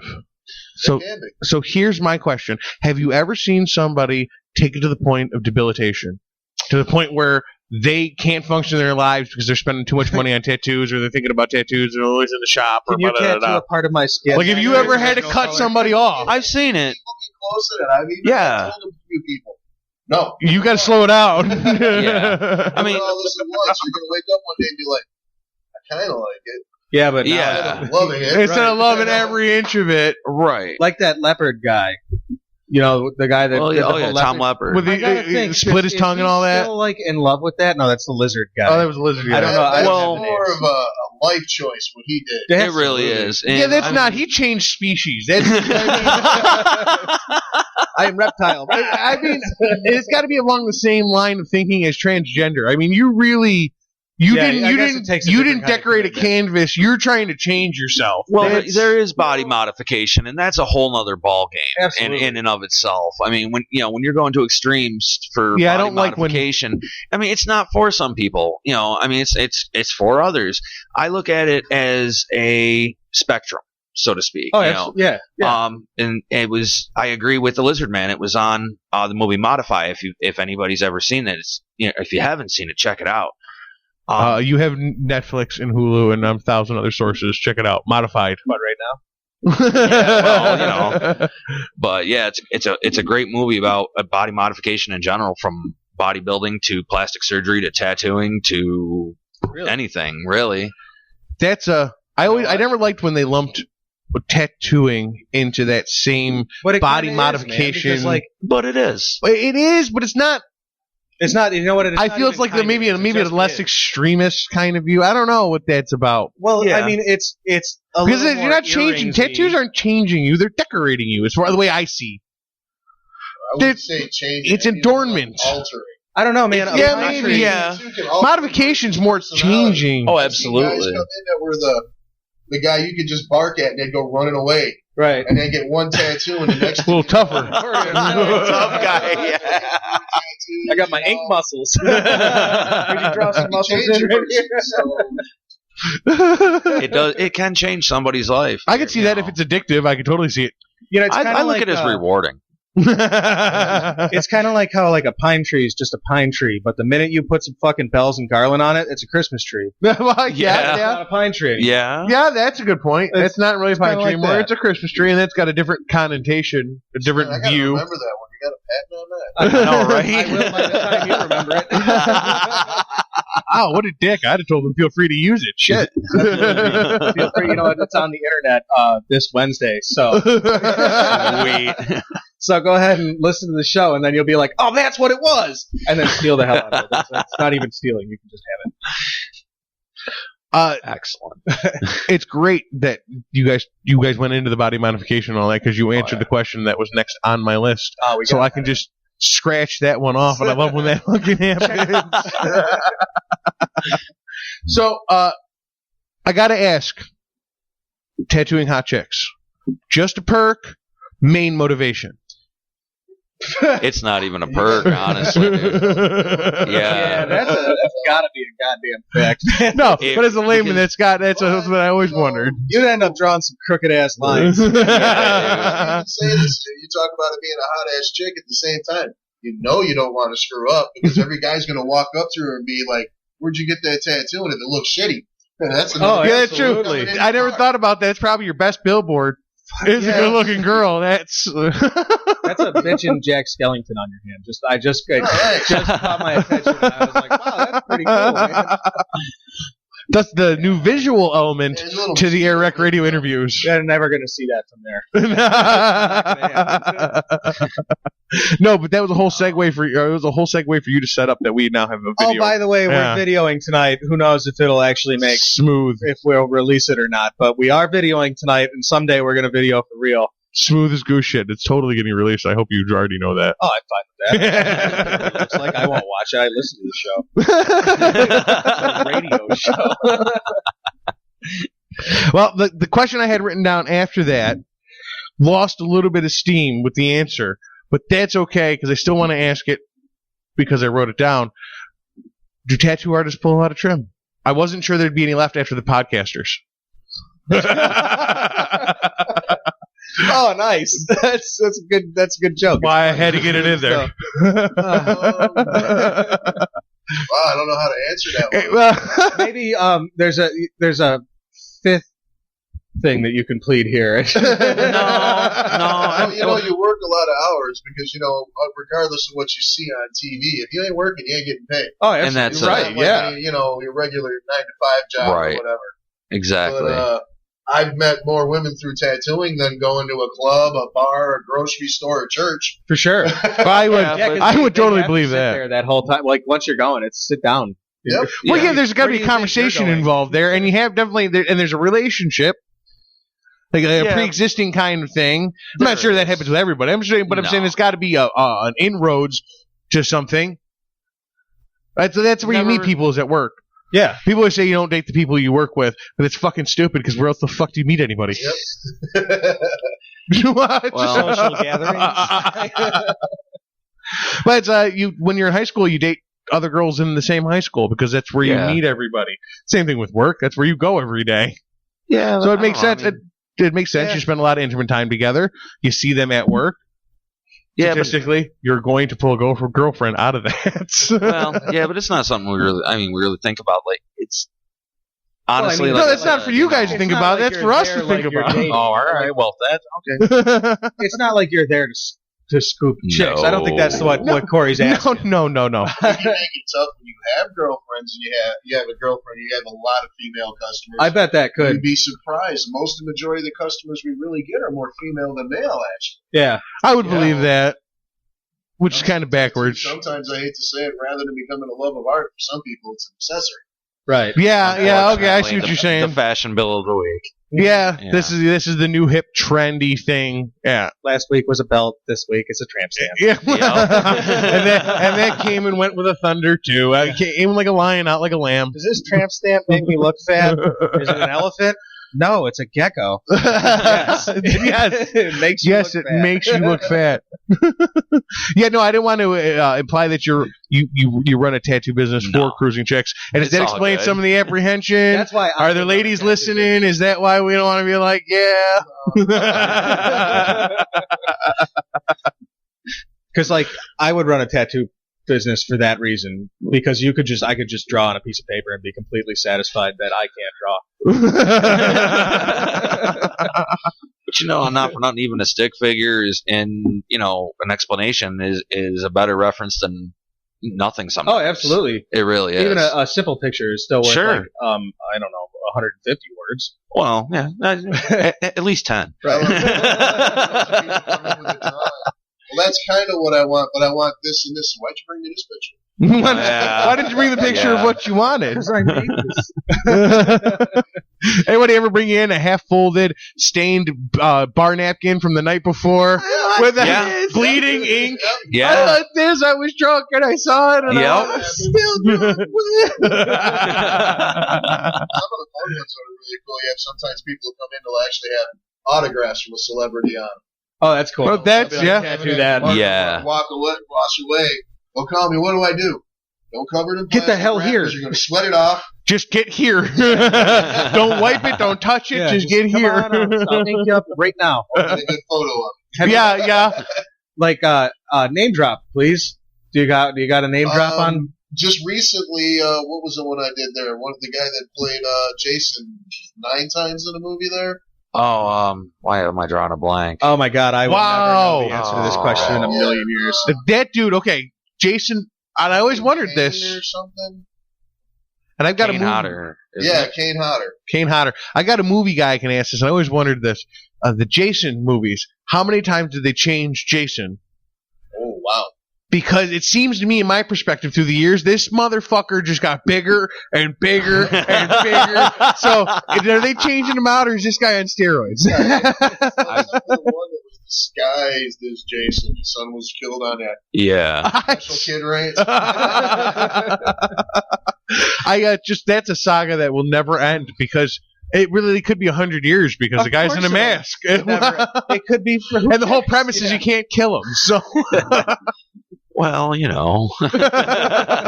they are willing to beat a horse to death nowadays. Oh, God. What are we on, the Fast and Furious 8 now? What's 6, I think. Because it's much cheaper to make a franchise movie than it is to make 2 original. Well, because the advertising's already been done. Because the legal clearance has already been done. That too. You've They already just keep resurrecting people, though. They should call it Fast and the Furious Resurrection or something.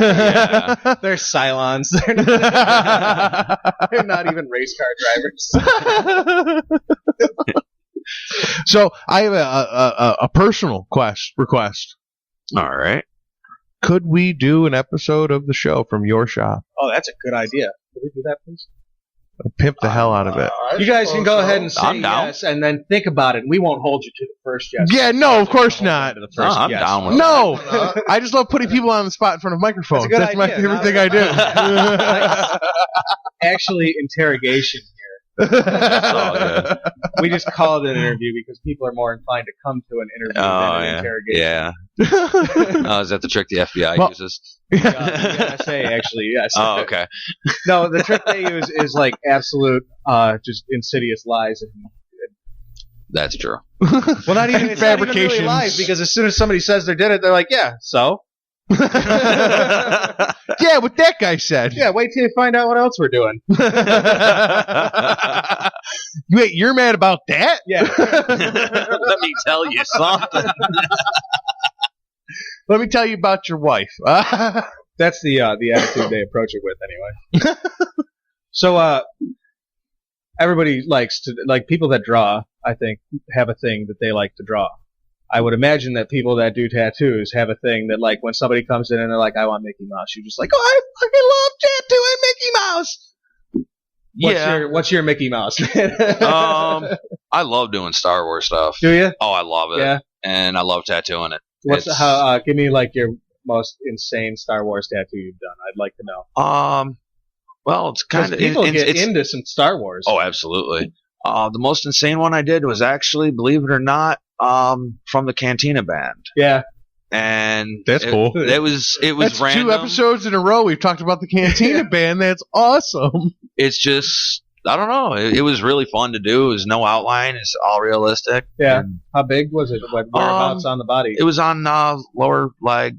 Yeah. And it was about you get a pretty 6 inches. It was a good size. Yeah. It was about 6 inches by like 3-4 inches. So how long it was pretty cool. Did you spend on that one? Oh, that one took 3 sittings actually. Those Cantina band guys. Yeah. Really I want to say probably close to 8 hours. Yeah. Yeah, but in 3 sittings. Right. So what would you say is the biggest project either of you've ever done? Hours wise, sittings wise, however you want to quantify it. Probably done me a sleeve piece. Took me about 40 hours to draw and about 42 hours roughly to tattoo it. Somebody came in and they were like, right now I have a whole sleeve that I want. Let's talk about it. Or did they do that like they were like, I want this one and I'm thinking about throwing this one down there later. They had an idea. They came in and I just drew it on them. Yeah. And went to town. How you like that? Love it. That's pretty cool. And that's how it worked. That was about 40 hours. How many sittings is that? I think that was about 6 or 7 sittings on that one. How much would you say, supposing they're not a bleeder or a crier, how much would you say the average person could take in a sitting? Oh, that's a tough fact. And then I want your question. Answer about the project. Yeah, I want to know what your big project was too. When it comes to sitting, myself personally, you can only sit so long in a chair yourself. Well, yeah, you're the one doing the work too. That's probably the big important thing too. A person at the most, you're usually looking at 3.5 to 5.5 hours, and someone will be max. Gone. You know what I mean? Yeah. A lot of times I like to draw the line depending on the piece, because sometimes you just can't stop until you get to a certain point. If you have to there's like a flow going on. I can understand that. Sure. You don't want to lose a certain flow. You got a rhythm or whatever. You've hit a zone. Yeah, absolutely. Hours, I'll draw the line for a sitting. You can get a lot done. You gotta get your eyes gotta get to being like, all right, it's break time. I need to change my field of view like right now, or I'm that happens a lot actually. Real quick before I lose it, what was your biggest project that you could think of? I've been waiting for it's still going. He's coming in next week. The first tattoo I ever did, I'm still doing it. The Ninja Turtle piece. That's pretty cool. Wait, the Ninja Turtle piece. My ears just perked up. What about it? Stay with that one and get it for 30% off. There might be room for Michelangelo somewhere on me. Just a reminder for everybody, we are talking to Hauss and Crazy Dave from Unconquerable Souls Tattoo. Yes. If you go in on a Wednesday and get something nerdy tattooed on yourself, you get 30% off. That's a $100 tattoo for $70. That's a $50 tattoo for less than that. Minimum is 60. I love it. Oh, all right, so it's a $60 tattoo for less than $60. Actually, it'd be 60. We don't I see. All right. You got to cover your costs. Well, I should think. Well, that makes sense. How many tattoos would cost $10? So I mean, none. Right. Not a one. Yeah, I wouldn't want it. I wouldn't break the needle for $10. I've always wanted a mole. Can I get a mole? I mean, you gotta use a new needle. You gotta. Point. How many? You mentioned this as a joke, but now that I've thought about it, I'm actually seriously questioning it. What is the color spectrum? Like, How many are available? Oh, shit. It's limitless, really. I mean, anything you can mix, basically. Like, do you mix your own paint or ink? Do you buy it separately? Like, how does that work? Powder colors that I actually mix myself. Okay. yeah. But really, with your colors, you can blend them into other tones. Just A little white, make it a little lighter. Yeah. Okay. Yeah. I just really usually say how do I say this? Pay attention to how you mix certain colors. Percentages. Later, they want something touched up a little bit. And you're like, how the hell did I do that? What did I do? Was that 3 parts white? What did I do?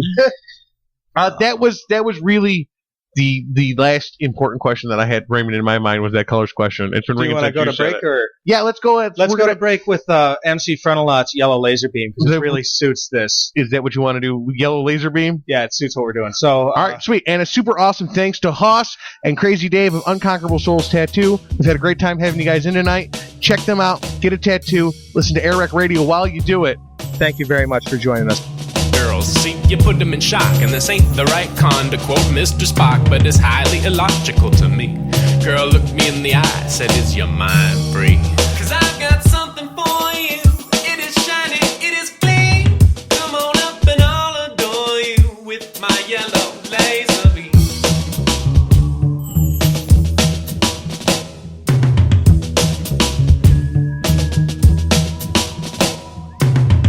Sitting in the room upstairs, watching her wind up the buns in her hair, I declare that I'd like to be Luke, unless that's a bit too perverted for you. Well, I could be Jabba, a Jawa, an Ewok when we talk, ooh, like a bleak block. Wait, I've seen all the flicks, all the books that I read, I don't recall any character tied to the bed.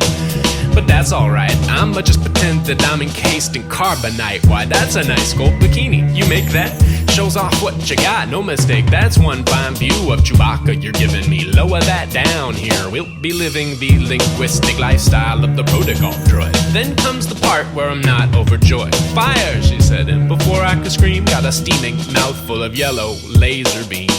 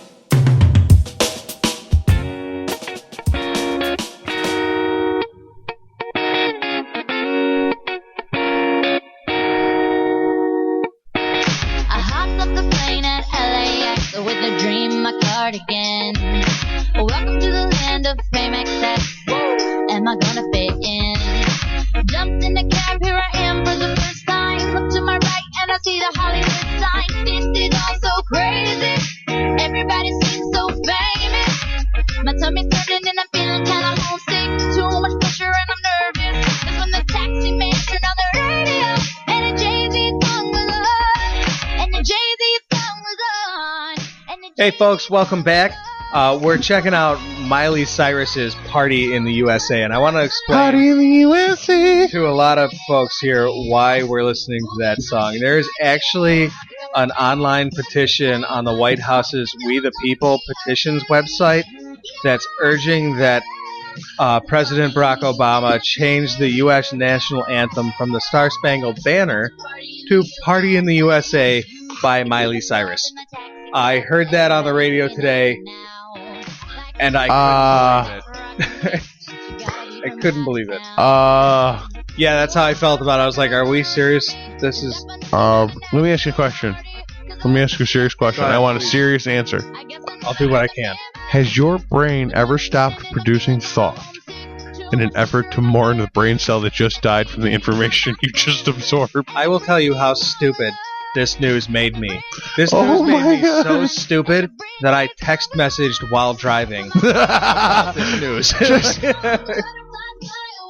Just so somebody else could be as confused as you are. Like when you text message my phone while I'm driving, my phone automatically tells the text messenger that I'm driving, and if they call me, I'll talk to them hands-free, but I'm not going to text message them. Well, this video, or this news made me so stupid that I text message shared it because I couldn't believe that anybody was seriously trying to get Miley Cyrus's Party in the USA to make the national anthem. That's oh my god.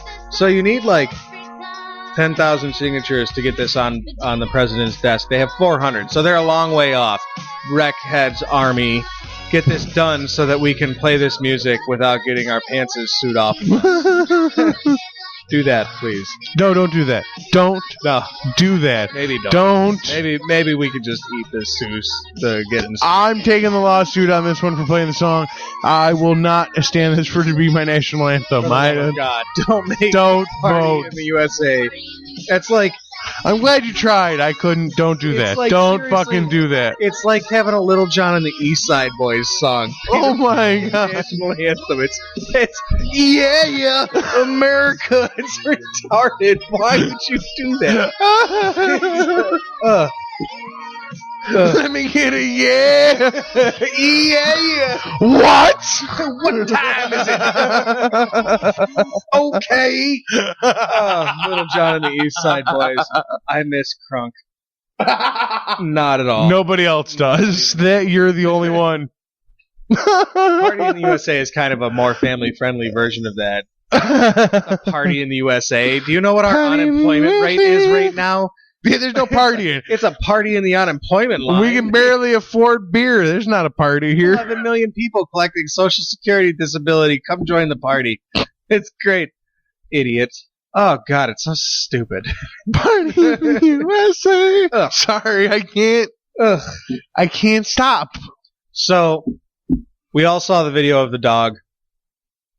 For anybody who didn't see the video of the dog. The video of the dog. There was somewhere in the country there was a video taken, and there was a standoff going on with police and somebody. This is no part of the video at all. There was a man. He's a black man, but I don't really think that's very pertinent into this situation. He was walking way closer to the police barricade line than anybody else taking videos, and he had a big old Rottweiler with him, And if you ask me, a Rottweiler is a two-handed leashed dog. But if you ask other people, Rottweilers are the friendliest, funnest dogs. And I'm no professional on these kind of dogs. So he was taking a video of the cops. He wasn't even really taking a video of anything in particular because nothing was going on right there. But he had to take a video of the cops. And he wasn't the only person. Somebody further back from the line took the video that we've all seen. Nobody's clearly since the guy. I don't think anybody's was even in the seen video. The video that he was taking. Yeah, no. So he was taking a video, and there were two officers down a considerable ways from him where he was taking the video, and they didn't like that he was taking a video, and they told him to stop taking the video. They come in, and the audio is difficult to hear exactly what they said, but what you can see happens is the two officers begin to approach this one man. This one man puts his dog in his car. The windows are down. The man starts walking towards the police in a not unamiable way. He's going to talk to the police because the police want to talk to him, is what I picked up from the body language there. The police tell him to turn around and put his hands behind his back. He gets down on the ground, they handcuff him, and the dog becomes agitated. Onlookers, who were also videoing this, were making snide remarks about, I'm going to go let the dog out, dude. The dog got out. And the police lifted the man up. I want to know how that happened. He got out the open window. When I put my dog in the car, and I'm a dog owner, and I own a pit bull. When I put my dog in the car, the windows are rolled up. Absolutely. I mean, enough that he can stick his head out and no further. So I'm not. This guy seems like a responsible dog owner that I can tell. Mostly, the dog was on a leash. The dog was well behaved up until this point. He dropped the ball on 2 points here. Apparently he didn't secure the dog well enough. At all. Clearly he didn't. It's blatantly obvious that if the dog was secured well, this wouldn't be a story. We wouldn't be talking about this. Right. The police handcuffed this guy, and that agitated the dog. The dog jumped out of the car. And a dog should. That's what does. That's what dogs are for. That dog was being a good dog. It was not being an out-of-control monster. He was going to protect his master. Yeah. But it was protecting his person from the police, and the police have a prerogative to maintain their own safety. All right. I hate to admit this, and I'm going to have to. Well, I hope you admit it so that I can hear you. I posted this on the Facebook less off of my own outrage and more based off on the fact that I knew people would talk about it. I posted it on the Facebook on a grounds that I couldn't believe that somebody shot the large charging 120 pound Rottweiler. Roddy. I'd have shot the dog too. A lot of people say that the dog hadn't begun being aggressive yet, but you can't tell me that dog got shot jumping at a guy's face. I don't even know the jumping. At any point, maybe there is some. My observation of the video is the dog was clearly. That's my observation. Okay. The dog was clearly jumping at an officer's upper body. He wasn't nipping knees anymore. He nipped towards the knee. He jumped at an officer's upper body and head area, and that officer who got jumped at, who was not one of the arresting officers. No, they were 20 yards down the road. They were holding the guy. Yeah, 20 yards down the road maybe 10, but they were down the road a little bit. The guy that shot the dog. The guy shot the dog. Long and short. I already revealed that. The guy shot the dog. One of the cops shot the dog, and people are saying he should have used mace. He should have used his taser. I'll tell you what. I've been told that Rochester police are trained to use pepper spray on a dog before lethal force. If they shot my dog, Biscuit? If they thought Biscuit was a threat to them and had to shoot him 4 times, first off, I applaud your shooting. For shooting you can hit Biscuit 4 times. 4 times. The first one, there's nothing left. Secondly, this is a Roddy. This is a big dog. When a Roddy jumps at your face, there's a certain level of. I mean, he's twice the size. He's twice the size of my dog, and if my dog jumped at your face, you'd be fucking scared. I'm not one to screw around with dogs. If a dog charges me and I think it's going to attack me, I'm going to the boots without hesitation. I don't care if it's your dog or not, man. I love your dog, but if I think your dog's on its way to do me harm, I'm not waiting to find out. Now double him in size. Yeah, exactly. Now it's 2 of them. Mm-hmm. Blaze weighs 60 pounds. Right. This dog weighed 120. Yeah. This dog was literally twice as much as my pit. My pit bull action figure. Yeah. This dog was a pretty serious dog, but he was also a good dog. This dog was a good dog that happened to belong to an owner who may or may not have been a good owner. What you can say about this owner is that he certainly displayed bad judgment in making the police feel nervous. However, making the police feel nervous is not a crime. They're human beings, I'm pretty sure, right? What the hell? Underneath that badge, they're still human, right? There are people under there. They're allowed to feel nervous. Okay. It's not illegal for them to be unnerved and feel emotions. Yeah. For you to make them feel unnerved. Like anger? Yeah.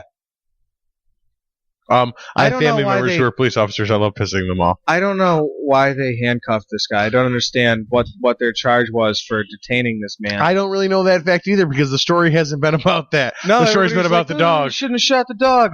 They did shoot the dog. They shot the dog. I would like to see Max have not died. Max was the dog's name, by the way. Oh, thank you. I didn't know. Yeah, Max. That's sad. Was his name. And I wanted to... You would do that for any human. Would. You're goddamn right. If I'd have known the dog's name, I would have been saying Max the whole time. Yeah, it just popped in my head. His name was Max. I didn't know the dog's name was Max. Now it's more sad because he's got a name. I would like to see Max not be dead. Yeah. I'd like to see Max be able to lick his balls again. Max, he was being a good dog. He was doing what a dog's supposed to do. But a dog doesn't know what a policeman is. Yeah, it's just that's the 3 problem. Humans surrounding your human, restraining him. Yeah, those numbers don't look right. No, that dog did exactly what you would want your dog to do. But as far as police misconduct, I don't know.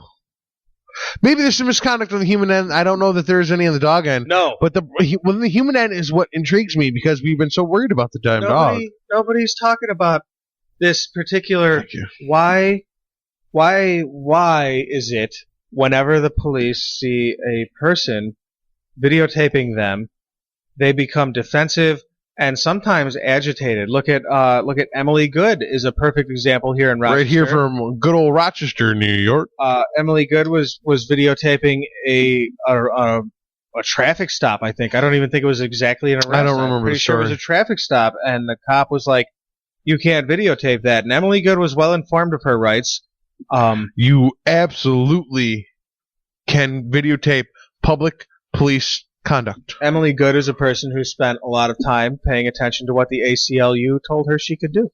Good. And the ACLU is there for you to know what that's the American Civil Liberties Unit. I was going to ask that if you didn't explain it. In case anybody doesn't know, the ACLU is the American Civil Liberties Union. Honestly, I knew what they did, but I didn't know what the acronym stood for. They enforce your Bill of Rights. There you go. Your big amendments. They are there to enforce those. And the one in question here is the Fourth Amendment.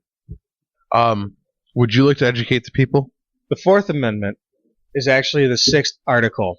The first 2 articles kind of throw off the numbers because they're just like, we hold these truths. It's be self-evident that all people are created equal.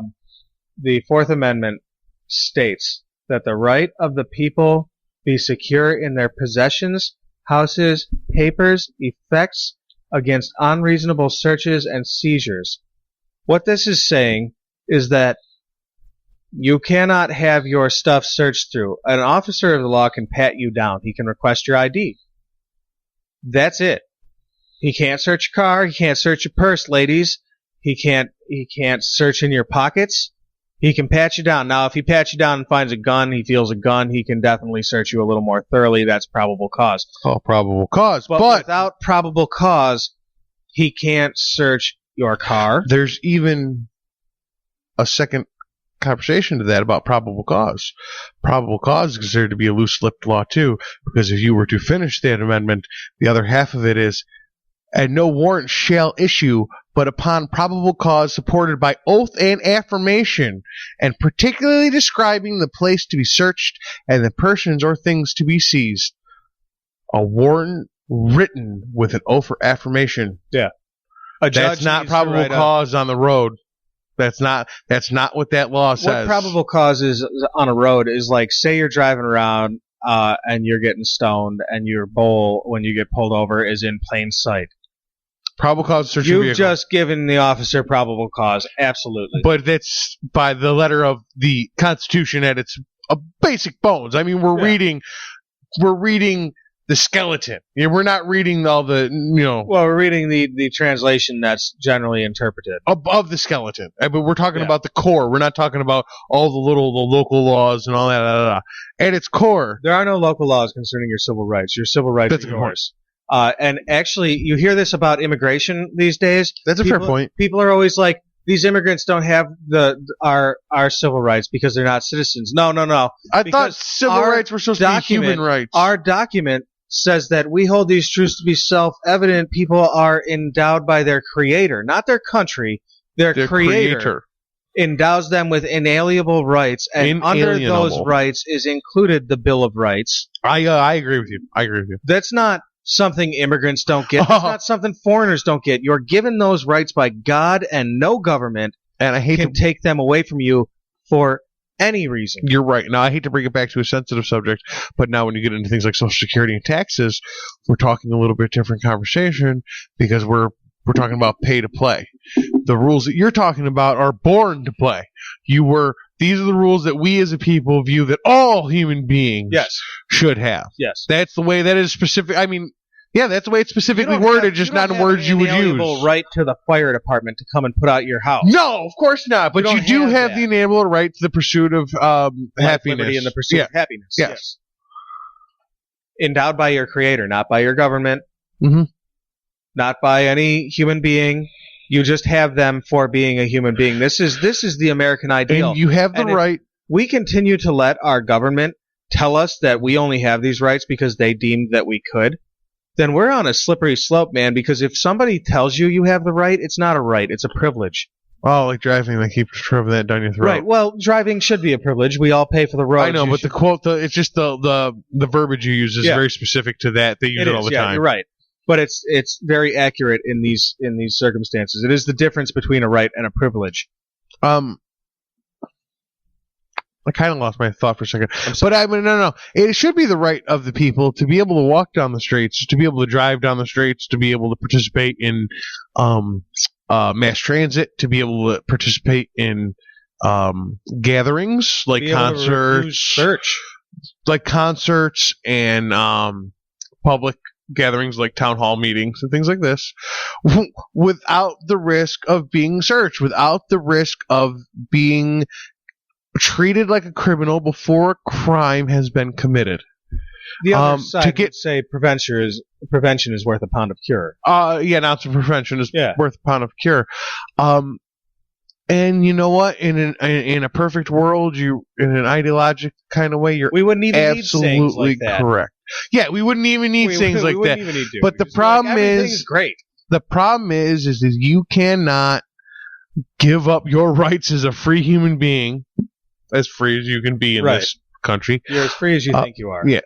To prevent other people from being free. Now, you might not make sense to you, but as much as I don't want the DWI checkpoint, or as much as you want the DWI checkpoint to stop the drunk driver from driving, and it's my opinion, until that drunk driver does something wrong, he still hasn't committed a crime yet. Now, once he's done something wrong, the crime is compounded. This is my opinion, not the letter of the law. Point you're making, but you cannot stop me before I've done something wrong. And that's why they made it a law that you couldn't drive drunk, so that you were already doing something wrong. You're right, but until you can have reason to think that I am doing something wrong, I agree with the point that you're making. You cannot bust me on it. Now, again, if I clarify that the point that you're making is that if I'm driving well within the lines and well within the speed limit, if I'm not breaking if I'm doing just fine, I'm not doing anything wrong. If I'm not doing anything wrong other than what you say is wrong. See me swerve? Okay, you got a reason. Now you got a reason to pull me over, because you smell my breath and it smells like booze. Fine. But now we're talking about a chain of events. These traffic stops. That's ridiculous. At intersections that you check every single person. Absurd. This is absurdity. This is not. This is a police state. They are not. I don't want to say that this is a police state, but it's that is police state action. Yeah, stopping people in their route of their daily lives. Now I've heard stories of this. Police will post a sign that says narcotics checkpoint, but there won't actually be a narcotics checkpoint. It'll just be a sign that says it. That's a good idea. And then they'll see who pulls the U-turn before the checkpoint, and then they'll pull them over. Oh, that's good police work.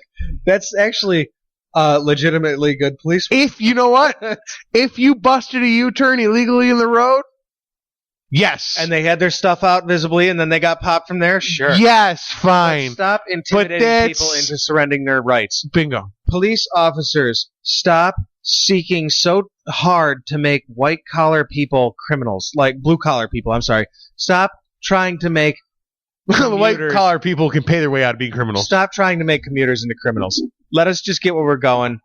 Nobody wants the police as like hall monitors. We don't need that. And that's what they begin to behave like. I posted a couple of videos on our Facebook this past week about demonstrating police that became completely out of line the moment somebody was like, I'm a I know my rights, citizens and I know my rights. And I've watched your videos.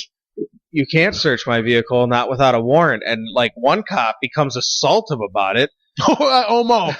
He was this close. Like, I don't know if throwing a piece of paper at somebody counts as assault. I think, but one step past that is where this guy was headed. I actually think that with the right lawyer, you could make probably you could make the term "fuck you" into verbal assault. From an authoritarian figure, you might have an argument here. I'm pretty sure that he wears a badge and a uniform in order to intimidate you. That cop should lose his job. Oh, that guy was an asshole. The guy that shot the dog? No. The two cops that arrested this guy. At least questions asked.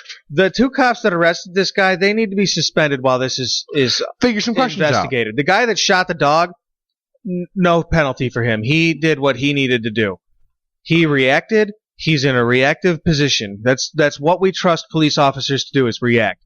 He didn't react unreasonably. Oh, we can all say he reacted. He shouldn't have shot the dog. He should have reached for mace. You don't reach for what might work. You reach for what will work. It's probably, again, without the rigorous training, it's probably not your instinct to reach for your pepper spray when a dog's chasing you. Well, they don't put it's your instinct to reach for your gun. On top of their gun. Yeah, there's a reason why your gun's on the right side. Hand goes. Yeah. It's the first easiest thing to reach for because when you need it now. Yeah. But these cops that get offended when somebody demonstrates that they have a knowledge of their rights, there's something wrong. That video you posted. Something's wrong. Which one? The one with the kid? The kid who was smart enough, to run the video. That cop was smart too because he knew what he was doing. Like you heard him. Yeah. You heard the two sides knowing what they were doing. Rights and he's innocent. Uh-huh. Oh, shit, there's a camera. Uh-huh. Yeah. And then you heard him say, when they had the argument, am I being detained? I said, pull over. Am I being detained or am I free to go? Those words I like. Am I being detained or am I free to go? Because there's no fucking in between. There's either I'm being detained, not arrested. There's arrested, detained, and free to go. Those are the words the ACLU will tell you to use. Yeah. Am I being detained? Or am I free? Or am I free to go? And that cop avoided that question. And that cop doesn't deserve to be a cop. So if that guy had just kept driving. He was surrounded by other cops. I understand. You're not going to run over a cop. But other people who haven't seen the video that's a good point. Don't understand. That's a good point. Now, if he wasn't surrounded by cops, it would risk running over a police officer. Right. And he just kept driving. He would have been well within his legal rights to do so. He would have been arrested. He would have been an asswipe and he would have went to jail. But he would have won it on the backside. He'd have been well within his legal rights to just keep driving. He would have. The trouble is, as long as nobody got hurt. Compensated the camera and had him for a crime of leaving a scene. They could have presented. Leaving a scene of what? An accident? A crime? What happened? Failing. Neither of those two things happened. An officer's instruction. I don't know. On a, what is arguably a constitutionally illegal checkpoint. Not arguably, actually. You know, this kid wins this in the end of the day. This kid wins this. I hope so. I know there's no way he can't. And if he does, I want a riot. I want to personally incite an AirWreckRadio riot. If this kid doesn't win, I want people to be awfully fucking mad. You're going to be rioting all alone because nothing gets Americans out of their seats. Nothing. Get you out of your fat, lazy seat. Me too. You're looking at him. We all sit there. We'd be frustrated about what happens, and we don't do anything about it. We could just email our congressmen and our senators. That makes a lot of sense. That gets things. No, it fucking doesn't. They say it does, and that's why I want to talk to our new friends over at Second Print. Why did they talk to John? The guy over there is even more extremist than I am. Yes. I listened to his show a couple of times, guys. Everybody, just so you know. To bring you abreast, we've run into another podcaster. Their Second Print's comics. The First Print comics. Second Print is their podcast. Okay, I don't know about their comics. I think their comic store is First Print, but I might be wrong. It's on Buffalo Road. Check them out. This is the worst read plug ever, but there are new friends. We don't know them. We stumbled into it, so now I'm going to go with it. Yeah. Check them out. Secondprints.co is their website for their podcast. If you have any interest in comics, their show is definitely very good. They definitely have some good banter. They're very comic-based. They definitely like comic books a bunch, but one of their guys is definitely like, he'd do well on our show. At getting us all arrested. I'm pretty sure that at least researched heavily by the NSA and the CIA. And we're hoping to be on their show and have them on our show in the near future. We're going to do what comic book people call a crossover. Yes, and we're going to publicize the shit out of it if it ever actually happens. Absolutely. And then we're going to go on to be a major corporation whose name is under wraps yet. Yes. It's on the private slip. Yes. So AirWreckRadio tonight has a couple of thank yous that I would like to give out, and then Corey has some of his own. Yes, sir. I just nodded. I just fucking nodded. You nodded on the radio. He said things, and I nodded. Oh, my God. Oh, that reminds me. We almost left out a bit. It's time for visual gags on the radio. Tonight, mimes on the radio. The mime is in a box. He's seeking a way out of the box, but can't seem to find one. Oh! The mime has found a door. He's out of the box, and he appears to be opening an umbrella. That has been Visual Gags on the radio. Thank you so much for enjoying that. Oh my God, is that a rope? He said, no, there's no rope in my mind. There's the mime in my brain has no rope. He's got an umbrella. It's raining. He's gonna do a boop, boop. I also want to thank tennis players Maria Sharapova and Marion Bartoli. Google search both those names and then tell me which one's the ugly one. I'm pretty sure your first 12 hits will tell you. Poor Don Imus. Oh, wait, not Don Imus. No, not Don Imus. No, this time Don Imus is fine. There were no nappy-headed hoes interned in the recording of this episode. That's just what this reminds me of. Quick thanks also to Dan Connor, who happens to be the new stupidest person in the NFL. Why would you bring a switchblade on a plane, you dipshit? NFL player busted with illegal weapon. Why with a switchblade on a plane? It's not. You're not Samuel L. Jackson. A switchblade. It's not a snake. What are you thinking? I'm tired of all these motherfucking snakes on a motherfucking plane. Did you not see 9/11? Are you unaware that you can't bring a cutting utensil on a plane? You fucking. Actually, idiot? your knife, your Swiss Army knife, you could. My multi-tool? Yeah, that's ridiculous. You I absolutely be could. Able to. No, you shouldn't. Absolutely. No, there's no need for that on an airplane. Bring shampoo on a plane. I don't know why anybody would, but you can't. Like, what good reason would you have? I need to wash my hair before we land. I went to Louisiana for a week. All right, I can see why you would need your. Yeah. Okay. Anyways, your special thanks. That pretty much, I think, wrapped it up. I wanted to thank Sheldon from that geek show on Big TV. Bang Theory that I love. Theory for calling Japanese people pots and pans names. Why is that guy Sheldon? It's Shaler. Shaler. Whatever his first name is. Now he's Sheldon. Special thanks to Big Bang Theory for suffering through that. Oh my God! I hope they don't sue us. Sue us. I find your show to be mediocre, but sometimes entertaining. Corey, you had some thanks that you wanted to give. Wow, that was. Don't sue us, you suck. But please don't sue us. I'd like to extend a very special thanks to Kevin McLeod of Incompact.com, freesounds.org, Audacity Software, GIMP graphic editors, all our band friends, our guests tonight, my dear friend Stacy, and all you, our loyal listeners. Also, next week, you can check us out, and we're going to have owner of Print Rock, Ron Shutt, and friends are going to be on the show with us. Folks, I'm Corey. That's Stacy. This is AirWreckRadio. That's fact. Good night.